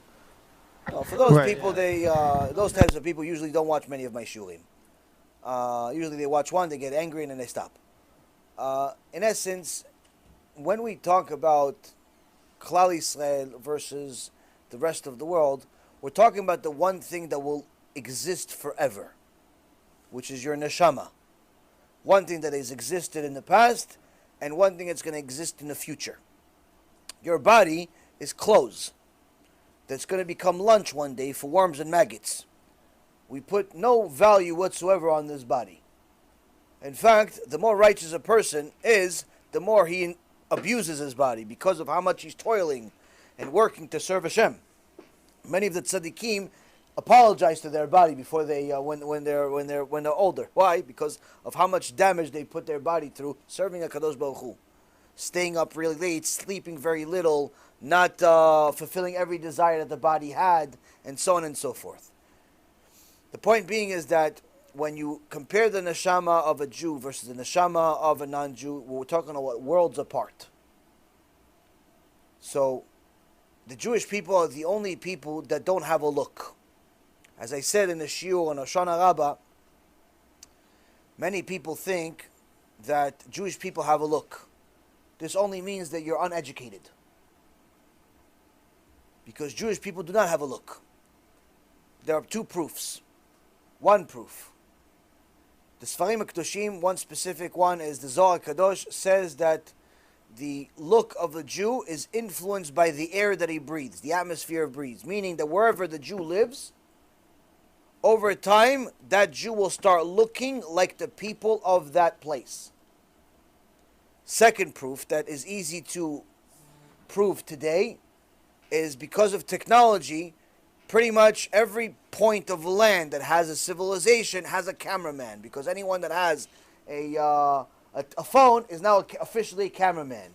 And Baruch Hashem, we've had the merit to meet many Jews from around the globe, and we see that what it says in the Torah is actually 100% fact, not theory. I have students in Nigeria that are 100% black, that look like the black people of Nigeria, but these people are 100% Jews, just like you and me. I have people in India, Keilah, 3,000-4,000 people. They look like the Indian people, the Hindu people. They live in India. They don't look like you and me. And guess what? They're 100% Jews, just like you and me. they put on tefillin, they have a bet knesset, they eat kasher, and so on and so forth. Some more religious, some are less religious, but nonetheless, the look, the physicality of the people, if you saw them in the street without a kippah, you would think this person is, for sure, Hindu, he's from India. It's not like you would think, oh no, he looks Jewish. There is no Jewish look. Further, you go to Manipur, another part of India, you see that there's a different type of looking India. They look a little slightly different, more Asian looking. I have a bunch of students over there. We sent them a few thousand CDs that they learn our Torah over there. They look like them. I have people in Australia, they look like them. I have people in Israel, they look like them. People in Europe look like them. People in America look like them. People think that because they saw Woody Harrelson and Seinfeld on TV, that's the Jewish look. No, that just means you watch TV and you watch American TV. That's all that means. That doesn't mean that Jews look like that. You go to Israel, you're going to see every type of Jew. You go to different parts of America, you're going to see every type of Jew. You go to different parts of the world, you're going to see every type of Jew. There is no Jewish look. This is the reason why it's actually ridiculous when Jewish people complain about people making fun of their looks or them not fitting in because they look a certain way. Like I mentioned, Hoshana Rabbah, this one guy that calls himself Manishtana, and a few other people that are Jewish, that their 15 minutes of fame is complaining about prejudice and racism within the Jewish world. Because they're black, or they're green, or they're yellow, or they're whatever they are, they're burgundy, or they're Sephardic, or they're Ashkenazi, or whatever they are, somebody's making fun of them. Guess what? They're not making fun of you because you're black. They're not making fun of you because you look Asian. They're not making fun of you because you look like me, like you just came from Hamas. They're not making fun of you like you look like a piece of white paper that came from Europe. No, they're not making fun of you because of that. You know why they're making fun of you? Because God said so. That's why they're making fun of you. God said so. I want you to go make fun of him. Why? I want to see what he does. I want to see if he still loves me after people make fun of him. I want to see what he does after people make fun of him. Because he looks like he's from Yemen, but in reality he's from Tripoli. He looks like he's from Tripoli, but in reality he's Russian, but he just looks like he's from... They're making fun of you because I said so. Now, if you're going to take this and use this as your 15 minutes of fame, you're going to complain about it on the internet all day, you're going to talk to people about it, you're going to want special privileges because you're darker skin or lighter skin or whatever skin you are, you, my friend, are a fool. An ignorant fool. You not only think that Jews have a look, which means you have absolutely no knowledge whatsoever of Torah, but on top of it, you have no belief in HaKadosh Baruch Hu running the world. And last but not least, you're letting the Reshaim win by letting them occupy so much time of your mind, so much time of your energy, so much of your life by being consumed with this. If they don't like you, they make fun of you for whatever reason, go somewhere else. Who says you have to go there? Go somewhere else. Go find new friends. The Rambam says if you're surrounded by Reshaim, go to the desert. Make your best friend the scorpion and the snake. Not literally go to the desert, but in essence make your life a desert. Only have limited people that enter your life, limited people that you allow into it. You don't have to be friends with everybody. Everybody thinks that, you go to a community and everyone's supposed to love you. The Mashiach would come already if that happened. Sinat Chinam has been going on for a couple thousand years. Unfortunately, it hasn't been solved. It hasn't even been touched. The liberalism of the world where, no, we accept everyone is complete bogus. No one accepts everyone. Most people do not accept everyone. The only people that accept everyone are tzaddikim. Why? They don't see color. They don't see color. They don't see size. They don't see any of that stuff. They see neshama. Who are you inside? And this brings me to the few points that I want to mention. Rabotai Karim, one of the problems that we have today is that we're so consumed with our own desires, with our own wants, with how people view us, with what people think of us, that we forget that we are part of a people, that we forget that we're servants of HaKadosh Baruch Hu, whether you like it or not, you're a servant of Hashem. You could just simply be a good one or a bad one. Some servants serve Hashem like they're supposed to, so they're considered tzaddikim, tzaddikot. They're good servants. Some don't serve Hashem like He wants to. They do whatever they want. So Hashem says, okay, they're bad ones. They're going to get punished for it eventually. But either way, you're a slave to Hashem, whether you like it or not. Question is, how much are you going to get paid at the end? You're going to get paid a few slaps, a few punches, a little bit of fire, or you get paid an infinite of good. That all depends on how good of a servant you are. But nonetheless, you live in His world. He doesn't live in your world. You're part of His nation. He's not part of your nation. If you're so consumed with what people think of you and what color your skin is and how much money you make and whether you have a big house and whether you're Sephardi or Ashkenazi or you read this way, you read that way, or you know Hebrew or you don't know Hebrew or you know that, all of that stuff is bogus. The only thing you need to know is how to serve Hashem by following His Torah. That's the only thing you need to know. By focusing on everything else, you're ruining your own life. And what happens is you get to a point where you're so self-absorbed and consumed with your own craziness that you call a life that you forget that there other people live in the world. And what's the outcome of it? We live in a generation of careless people. People could literally live next door neighbor to each other, never even saying hello. People could literally live on the same block for 15 years but never know that what your name is. I had a guy call me a few months ago. He says, listen, I need your help. I need to learn what to do. My mom died. I said, okay, fine. What happened? He goes, no, we found her dead. I'm like, what do you mean you found her dead? He goes, well, I went to her apartment, went to visit her, and I found that she was dead already. I said, well, she died that day? He goes, no. She was probably dead for a few weeks. Hashem Yirachem. The only reason they discovered it is because of the stench that comes from the body after it dies. The neighbors started smelling. They said, yo, listen, there's something wrong with this house. Something came. They started discovering, see a dead person on the floor. Why? Because it's stench. Rabotai, this is happening almost weekly. Am Yisrael sometimes is so consumed with itself, we forget. Humankind in general is so consumed with ourselves that your next door neighbor could die and no one would ever say, you know what? I haven't seen Steve leave his house in a week. No one knows. No one cares because everyone cares about, no, they didn't give me my chair in the shul because I'm black. Oh, no, they didn't give me a parking spot because I'm not rich enough. Oh, no, they didn't give me an aliyah because I'm Ashkenazi or I'm Sephardi. We're so consumed with ourselves. We're so egotistical. We're so everything about ourselves. We can literally have a next door neighbor die and we don't even notice it. Kid doesn't show up to school for 3 weeks. No one asks a question. No one says, wow, where's David? I haven't seen David in a month. Maybe somebody should check it out. No one does that anymore. You could literally pass by each other without saying hello. Why? Who cares about him? Guy shows up to your community. Nothing. No, listen, this is not. Nothing.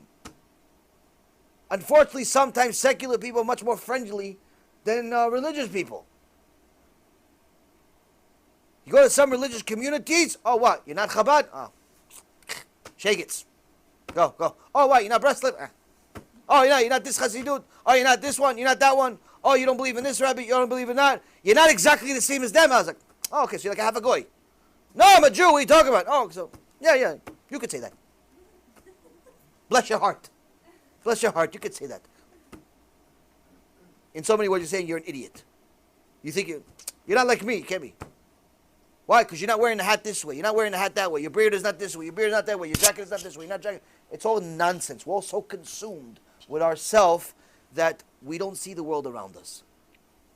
Now, the problem is, Rabotai Karim, is that the Gemara in Masechet Nedarim says that anyone who doesn't visit the sick is considered as if he spilled blood. It's considered as if he's a murderer. You know somebody is sick. Your friend, family. You know he's sick. Not sick like he has the cold and he's coming back tomorrow. Sick. Something happened. you don't visit him, and you have the ability to visit him, is a very big rebuke against you in Shamayim. Why? Because to be a Jew, you have a responsibility to bring good to the world. The world means your spouse. The world means your children. The world means your friend, your colleague, your employee, the storyteller, everyone. You're supposed to bring good to the world. You're supposed to care about other people, not be so selfish and consumed with your own desires all day. Oh, I'm not going. Why? You're not going where I want. Yeah, but you said you wanted to eat, right? Yeah, we're going to a restaurant. Okay, yeah, but you're not going to the restaurant I want. Yeah, but there's 18 people. 17 chose that restaurant. Why couldn't you just go, no, if it's not the restaurant I want, I'm not going. You know how many times that happens? A whole group of people want to go one place. One guy doesn't want to go. The whole thing breaks up. Why? He ruins the whole thing. There's an argument. Oh, you know what? I don't feel like I'm not hungry anymore. I'll just eat in my house. Why? Who wants to deal with this? Why? Because he's so consumed with himself. She's so consumed with herself that if you don't choose her choice, it's not good enough. It's not good. Problem is that sometimes it can get really bad to the point where you could completely ignore reality. That it starts becoming admirable when you see someone helping somebody poor. How many of us have seen these videos that have gone tens of millions of likes and views and so on, simply because some average guy decided to give a few dollars or decided to give a meal to some homeless guy. And the news makes a whole thing of it. Wow, what a tzaddik, he fed the homeless. Wow, what an amazing person. He gave the poor guy $100. Wow, what an amazing person. He let the ducks cross the road. Wow, he's so special. We're going to put him on TV. Why? Because he invited somebody to go and be sheltered so he's not rained on. And they make such a big deal out of what? Simple kindness that's expected from you anyway.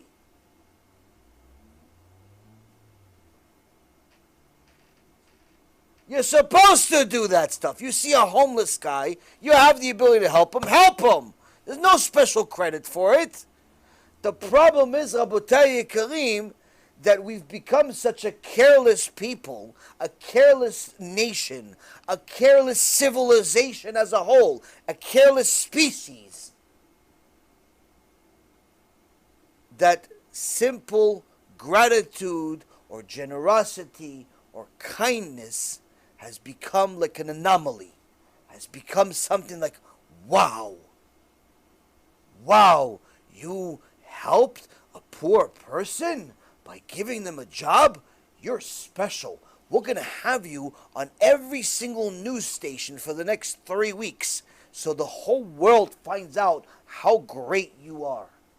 Now, as a side note, it's important to know that when someone does something good, we actually do need to publicize them, even if they don't want to.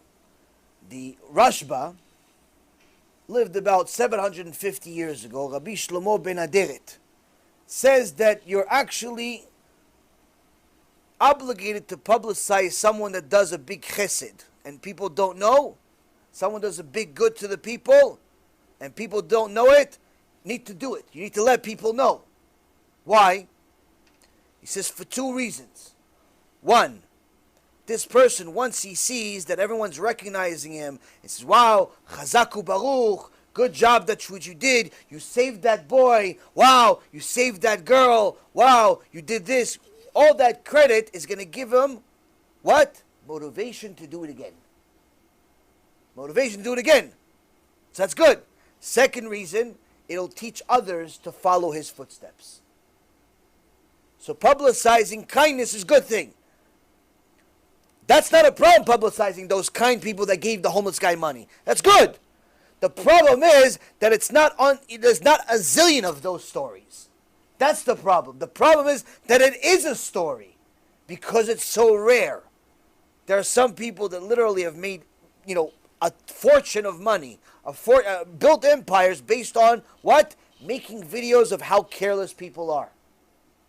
They make somebody put on a costume as if they're dying in the middle of the street. You know, the acting, the clothes, and so on. And they're like, they're look like they're dying in the middle of New York just to see how many people help them. And the despicable behavior of people makes you mamash want to vomit. You almost wish that you were a lion that can eat these people instead of a human being. Like, you see these people, they see the guys, tell him, please, I'm dying. He's acting, but they don't know he's acting. Well, they walk over him. Not like they don't see it. They see the guy, they hear him. They literally walk over him. Like, ugh. No care in the world, the guy's dying. Why? His color of skin, his nationality, his financial stature, whatever excuse people have to make themselves good for being sinners and disgusting. Why? Because we're careless about everybody else except ourselves. Being selfish is not a mitzvah. It's the opposite. Now, on the other hand, Rabotai Karim, if a person wants to do tshuva, it's simple and difficult at the same time. It's simple because the task is simple. Start caring about everyone except yourself only. Don't make yourself the center of attention all the time. Care about other people. Other people live in the world. You have a mom and dad? Care about them, take care of them. You have a wife, you have a husband, take care of them. You have children, take care of them. You have colleagues, you have work, you have partners, you have people that live in your world. Help people. You see, there's opportunities to help. But don't wait for people to come to you begging. Oh, he didn't ask, so I didn't help. Why does he have to ask? Why, you didn't notice that his kids were walking around with ripped clothes? You have to ask him, are you struggling with money? You see the guy hasn't worked. He hasn't left his house in 3 months. He can't get a job. Obviously, at this point, he's probably struggling for money. Ask him, listen, you need help maybe? Here's $1,000. Give it back to me when you have it. Why do you have to wait for people to beg you? You have a few extra dollars? Why don't you take those few extra dollars instead of buying another watch or a fancier car or the 13th couch? Instead of that, take that money, go help people do tshuva. Help them go back to HaKadosh Baruch Hu. Help people that are struggling financially. Help people that don't have food to eat. What are you saving for a rainy day? Who says you're going to live to see rain? People care less about everybody else. Everyone cares about themselves. If you want to do tshuva for it, first and foremost, every day, spend a few minutes doing something for other people. Every day. Not once a week. Oh yeah, once a week I bake challah for people. Okay, chazak u'baruch. Once a week you're doing good for other people. What about the other 6 days? I'm not saying you have to bake challah 7 days a week. I'm not saying you have to give rights to people like you're a free Uber 7 days a week. But every day you could do something for somebody. Sometimes it's simply giving them a smile. Sometimes it's calling them and asking them, how you doing? Sometimes it's sending a text message and inviting them to a shiur. Just simply be kind to people, Ribono Shel Olam, and stop thinking about yourself so much. And if you do that, guess what?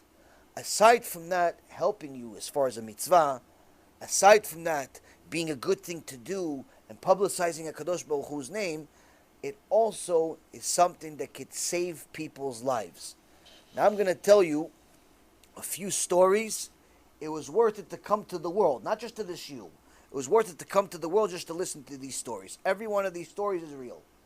We're going to finish with this, but these stories, each one's going to take a few minutes, but I promise you, it was worth to come to the world to listen to these stories.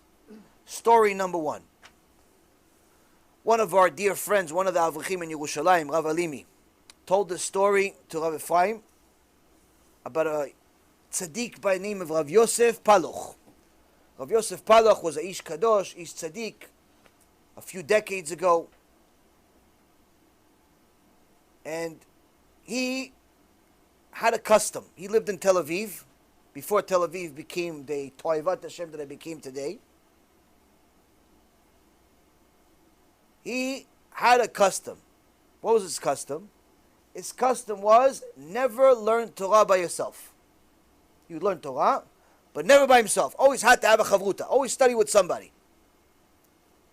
He usually would have students around him study with him, but sometimes they would be busy or they would do something else. She would literally go in the street and just point at somebody. He goes, come with me. Come learn with you 10 minutes. Just complete strangers. Hey, come with me. I know this tzaddik in Eretz Yisrael in Netanya. That's what he does. Young guys, 28, 29 years old, actually looking for a shidduch. Big tzaddik. That's what he does. When I go to Eretz Yisrael, he sets up shiurim for me. How does he set up shiurim? He says, you come, the whole place. I set up the place, I'll get you 150 people. I said, how are you getting 100 people? I'll get them off the streets. When I went to Eretz Yisrael, I literally saw him with my eyes. He started grabbing people and said, come, there's a big tzaddik here. Come, shiur Torah, come shiur Torah. Literally within 20 minutes, 150 people. He talks to them in such a way, you want to listen to him. He said, come, tzaddik, come. It's good for you. Come, it's good for you. Oh, I got a job, I got this. Nah, come, Torah, a few minutes. Next thing you know, the guy's there all night. Because it really was good for them. Let's get Gil.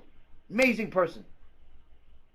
Mamash, whoever is lucky to be his wife, person, mamash, neshama Torah. Anyways, a side note, Rabbi Yosef Paloch had this minhag. Never study alone. She would go on the street, sometimes take people. But one day, Rav Paloch, looking, students are gone. That's the study, he wants to learn. Can't learn goes in the streets, goes outside. Nothing. It's like as if the ground swallowed the world. Look, no, nobody's there. So he went into his building, started knocking on doors. Next door neighbor, somebody, I need to learn. I need somebody to learn. Start knocking on doors. Nobody's answering. 1 door, 2, 3, 4, 5, 10, 15, 20 doors. No one's home. Everybody left. Like it's Yom Kippur and everyone's celebrating Yerushalayim or something. He's the only one left. Nothing. He goes to the building next door, one floor after another. He starts knocking on doors. Nothing. Eventually he gets to, I think it was like the 4th floor. He knocks on the door. Waits there a few seconds. As he's about to walk away, the door opens abruptly. Big guy with a lot of hair looks at him. He goes, who sent you? Apollo says, Hashem sent me because he loves you and he says he wants you to learn Torah with me for 10 minutes. This big guy has a shock of his life, grabs him, says, come in. Come to the house. Okay. Goes in, he goes, follow me. Goes in, follows this big guy. A little weird. Goes into a room. He sees in the room what? From the ceiling hangs a rope. He says, just a few moments ago, my neck was inside that rope. I was planning to commit suicide. And he starts telling him, the Rav Paloch, he tells him about his life. He grew up as an orphan, troubled life, all types of problems, lost money, lost jobs, lost this, lost that, didn't have any friends, no one liked him, people made fun of him. And he simply says, okay, that's it, I've had enough, I'm going to kill myself, who needs to live in this world? But before I did it, I set up everything, and I said to myself, okay, you know what, let me pray to this God, and see if he answers. He says, Hashem, if you're there, if you even exist, and you remember that you created me, you remember that I exist, then show me that you love me once and for all. And he says, that moment, I thought I heard something. I opened the door, there was nothing. So I got so angry, I said, that's it, I'm going. I set up the chair, I put the rope on my head, and I was right about to kick the chair. But then I heard real knocks. I said, what, am I crazy? Like there's real knocks. I took out the rope, I opened the door, and then you're there telling me, Hashem sent you because he loves me.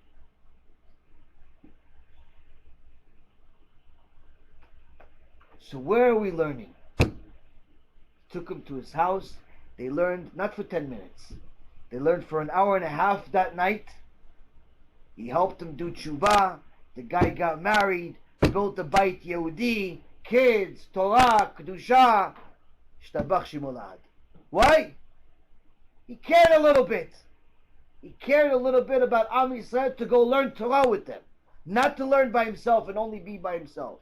Go learn with other people too. Story number one.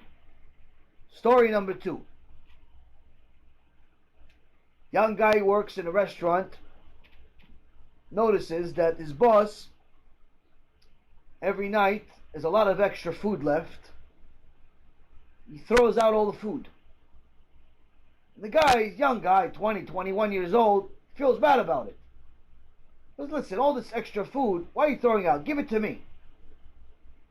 He says, sure, take it. I don't care. Take it. Take whatever you want. Take all the food. So the guy takes out all the food, all the leftovers, everything that's left from the restaurant. Then he goes to the store, buys from his own pocket the forks and knives, plates, some drinks, and he goes to the area where all the homeless people are. And he starts serving one after another the food. Here you go, here you go, here you go, I know this is it, here you go. You know, the homeless people don't have anything to eat. He starts feeding them, mamash, 5-star restaurant, he starts feeding the food. Okay, wow, thank you, thanks man, thanks, wow, thanks. You know, everybody's happy, got this food, Baruch Hashem. Then he gets this Arab, and he goes, here you go. Go. It's food, it's free. Get out of here. No, I don't want your food. He says, why not? Because you're a Yehud. You're a Jew. I don't take stuff from Jews. You're anti-Shemi, like anti-Semitic, zealous. I'll stay hungry, just not take stuff from Jews. But the guy says you're mistaken. I'm not Jewish. I'm a Christian. I'm not a Jew. I'm a Christian. The Arab tells him it's not possible. You're a Jew. He goes, no, I'm a Christian. He goes, you're a Jew. Would you tell me what I am? He says, only Jews are that merciful, that they care enough about a bunch of people to feed them. Jews are the only ones, and I don't take anything from Jews. This bothered this kid. You know, he's one of these clever kids that knows that nothing happens for nothing. So he goes home, and he calls his mom. He goes, Mom, can I see you? She goes, yeah, sure, come over. Okay, so he comes over to his mom. He goes, starts, you know, she cooks him something. Yeah, goes, Mom, I gotta ask you something. He goes, what? Am I Jewish? Mom, shock. Why you ask? I want to know, am I Jewish or not? She goes, why do you care? What difference does it make? You know, you're 20 years old. Go get yourself a girl. Do what you want. What do you care? What do you have these questions for? What are you always asking questions? He goes, Ima, I just want to know, Ma, am I Jewish or not? And he starts pushing the buttons. He goes, okay, fine, you're Jewish. Because we're all Jewish. We just don't care. We think Jews, non-Jews, Christians, Arabs, we're all the same. We're just people. That struck something in this kid's mind. He says, if I'm a Jew, and this Arab won't take my food because he says Jews are merciful, why are they so merciful? Why do they care? Why do I have this inner instinct that this Arab says is unique? Why are only Jews this way? I mean, there are other people that are also merciful, but how come the Arab says that we're like that?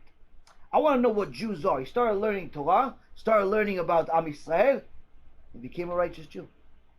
Married a Bat Yisrael, built a house of Torah and mitzvot. Why? Because he realized to be a Jew, aside from it being a lot of work, it's also a big responsibility. But if you fulfill that work and responsibility, you, my friend, are a priceless diamond. So the Christian that was really a Jew. Third story. Last one. Thought I had four. Third one. There was a famous Magid, famous speaker that also played music, made people happy. Chabadnik, by the name of Rav Shlomo Carlebach. Although some of the ways that he communicated with people had a big machloket, some things were inappropriate, or at least viewed that way, some were, some weren't. That's not really the issue here. The issue here is that he was a very, very special person. He helped a lot of people. He tried to do good. Many people from Chabad try to do good. It's very admirable that some people spend years standing in the streets putting on tefillin on a bunch of strangers, really without wanting anything in return. Unfortunately, some people do it because they do want something in return. Those people are different. I'm talking about the real tzaddikim that actually just go around helping people put on tefillin, help people learn some Torah, help people come to shurim and learn the emet. Those special people. Some are from Chabad, some are from Breslov, some are regular Orthodox Jews. I have a couple of friends that are in New York, Bukharian guys. In their stores, they have an extra pair of tefillin. Why? Anybody comes to their store, say, "Oh, did you put on tefillin today?" They have a tefillin center. They put on tefillin. Nice thing to do. Why care about other people? So Shlomo Carlebach cared about other people. And he tried to make them happy, teaching them some stories of the tzaddikim with some music. And he had a custom that some people that he would meet at his shows, he would take their phone numbers and write it down on a piece of paper. And he would put it in one of his books. And if one day he's learning that book and the piece of paper with the phone number on it falls out and he gets to that piece of paper, he calls that person and just says hello. Because he felt that was like Ashgacha Pratit, it was like his own like divine message that, it's nice to call, it's good to call this person now. Why Hashem decided that's why you're running into this piece of paper out of the thousands and thousands that he accumulated over the years. So one day, Rav Shlomo Carlebach opens one of his Sfarim. He sees there's a little piece of paper fell out on the floor. He picks it up, opens it. He sees there's a Jewish guy's phone number. He picks up the phone and he dials the number. Toot. I know some of you guys don't know what toot is. You guys just have that's the dial tone of my generation. Today there's no dial tone. Now it was dial tone back then. Toot, toot, toot. It takes a little while. But after a little while, no one picked up. And there was no voicemail back then. Okay, nobody picked up. Nobody picked up. Said, let's try again. This also means that the dial tone used to dial it this way. You dial not just the buttons. You dial it this way, the one, you have to hold it to go all the way to the other side, then let it go, and it's like it swings right back. And then this one, and it makes a cool sound. You guys are young. So anyway, he calls again. Toot, toot, nothing. But he has a minhag. He has a custom. He likes his own custom that it's mamash from Hashem. When I run into this piece of paper, it's from Hashem that I need to call this person. That's what Shlomo Carlebach said. I have to call this person. I have to reach him. So he says, you know what, let's try a third time. And he calls a third time. And this time, somebody answers. Hello? So, my dear friend, how are you? How you doing? This is Rav Shlomo Carlebach. I want to say, how you doing? How's everything? Remember we met 6 months ago in the show and this. Suddenly, the other side starts hysterical crying. He starts crying and crying and crying. And it gets to one of those causes where you cry so much that you lose breath, you don't know what to do. And Shlomo Carlebach says, "What happened? Achi, my brother, what happened? What happened? What's wrong?" He says, "You wouldn't believe it. Right now, I have to tell you, because you called." And he starts telling him about his life and how his whole life has collapsed. He lost all of his money. His entire family went against him. People are making fun of him publicly. He is having a hell of a life. On top of that, he was sick and he suffered. And just mamash, one tragedy after another, after another, after another. And he says, that's it. I've had it. I can't do this anymore, Hashem. I'm going to kill myself. I cannot live in this world. And I prepared that today was going to be the day. I bought the rope. I bought the chair. I set it up. I put it on my head. But then I said, Hashem, if you care about me, give me some type of sign.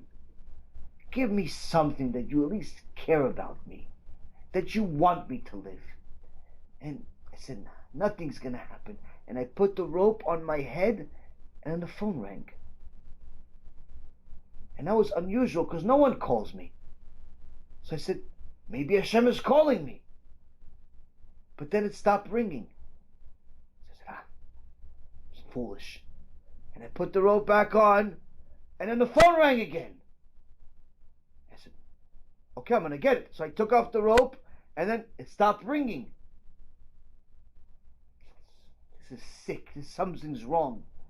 That's it. He puts the rope, and I'm about to kick the chair, and the phone rings again. I take off the rope, and I abruptly comes to the rope. I have to ask, hello, who is this? He says, hi, it's Shlomo Kalibach. How are you, my brother? You remember me? And now I know that Hashem, not only He's watching, not only He created me, not only He listened to me, but He loves me so much that He literally maneuvered the entire world just for you to call me. So I don't end my life for a stupid reason. So please, Rav Kalibach, can you please meet me and help me become happy?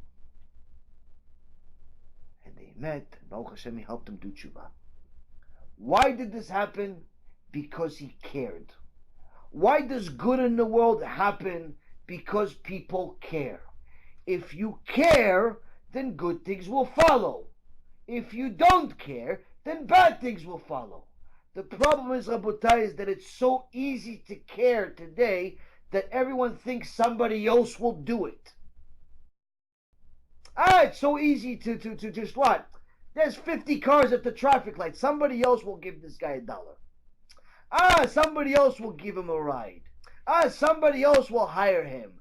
Somebody else is going to do this. Somebody else is going to do that. No one wants to do anything themselves because they figure somebody else is going to do it. Why? Because they're selfish. This is also one of the reasons the Mashiach has not come, and we're happy about it. Strangely enough, we're happy. And the reason why, if the Mashiach came right now, we're doomed. Because almost 90% of Am Yisrael do not even keep Shabbat. And the reason why? There's not enough people that care. There's not enough people that care. There's plenty of people that know the truth. There's plenty of people that know Torah. Plenty of people that know enough to know that HaKadosh Baruch Hu created the world. But unfortunately, Rabotai, not enough people care. Care enough to donate for it. Care enough to teach the truth. Care enough to do the will of Hashem. Not enough people care enough. And Rabbi Yonatan Eibeshitz, Alav Shalom, said in the Sefer Drashot Yarot Dvash, in Chelek Aleph, Darush Yud, page 269.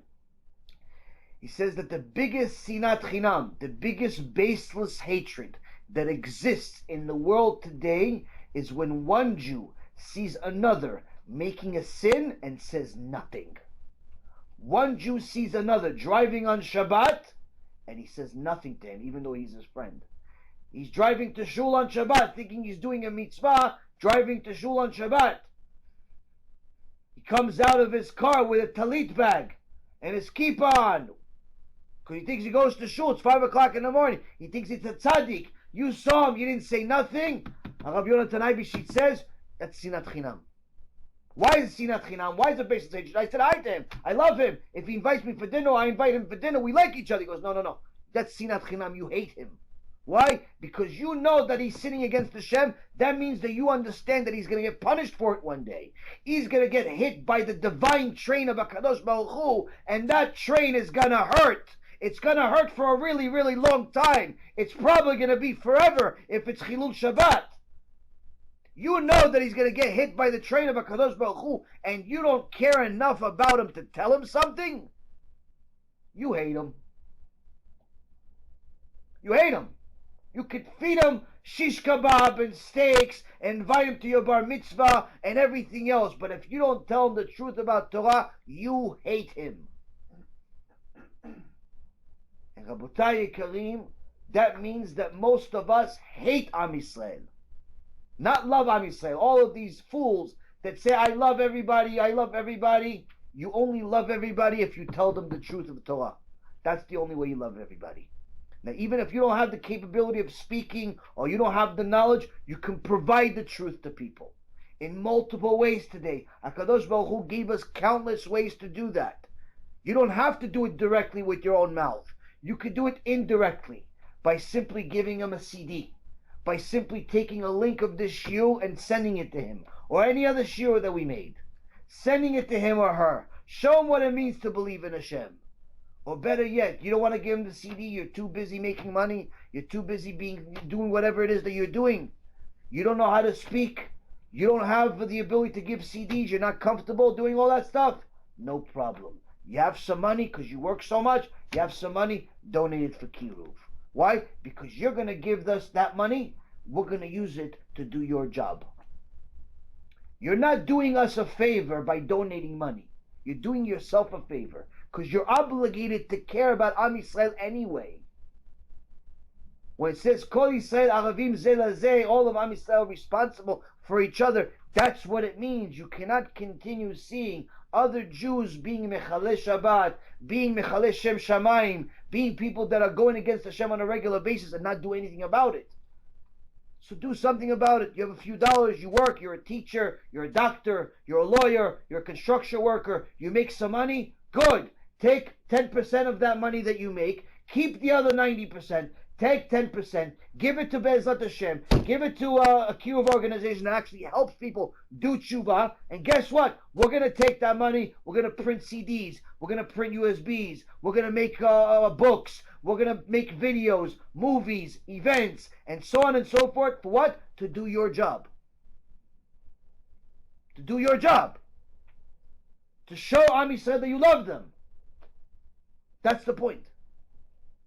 If you care only about yourself, you're never going to want to give money. And if you give, it's going to be like almost like you're doing God a favor. You make $100,000 a year, but you donate $18. The guy makes $100,000, biggest donation of the year, $18 at a time. Once a month. He thinks he's doing chesed for anybody. Reality, Rabotai Kareem, we have a very big obligation to help Am Yisrael. There are countless ways that you can do it. You could do it with money, you could do it with time, you could do it with skill, you could do it with your mouth, you could do it with inviting people to events, you could do it with social skills. There's countless ways to help Am Yisrael discover the truth. And all it requires is one thing: caring about other people. That's it. It doesn't require money. There are plenty of people that literally do not have any money to finish the month that help us do Kiruv every month more than everybody else. Plenty of people don't have money to barely finish the month, but they help us do Kiruv every month. They share videos on the internet, they distribute CDs, they invite people to lectures, they do all types of things to share the knowledge with the world, to share the knowledge with Am Yisrael, to share the knowledge with the entire world. Why? Because they care. Some people care, but don't have the time or the ability to share it and do all these things. So what do? They send money. They go on the internet. They go on Be'ezratHashem.org. They do a monthly deposit. Okay, I know that every single month I could donate $150. Why do I need to rethink about it every month? Just do it automatically. You do it one time, it comes out like a phone bill. Automatically deducted. You already know, okay, every month I'm doing this. Every month $150. Every month $1,000. Every month $50,000. Whatever it is, depending on what you make, depending on what you have. But the point is, do something. Stop being so selfish. Because you being selfless is not only going to save your life, your olam haba, but also could literally save a life in this world. By showing somebody the truth, you could literally give them a purpose to live. You can give them a reason not to kill themselves. There are countless people that are killing themselves. Countless people killing themselves for no reason. They just don't know anything about life. Give them that reason. Give them a CD. Give them something. Do something. That's what it means to care. Care doesn't mean you invite people for lunch. Maybe they already have food. Give them food for the soul. Give them the emet. That's what it means to care, Rabotai. This, I think, is perhaps one of the most important lessons that we can learn as a people, as a nation, as a species, as whatever you want. If you want to be good, you have to do good for others. Be'ezrat Hashem, this helps us reconsider some of our own actions, try to improve ourselves, try to do better than what we're already doing, stop thinking that we're doing enough, stop thinking that we are enough, stop thinking that it's only about us. We'll have work to do. Everyone can do something. Listen, if you're really good at making money, keep doing that.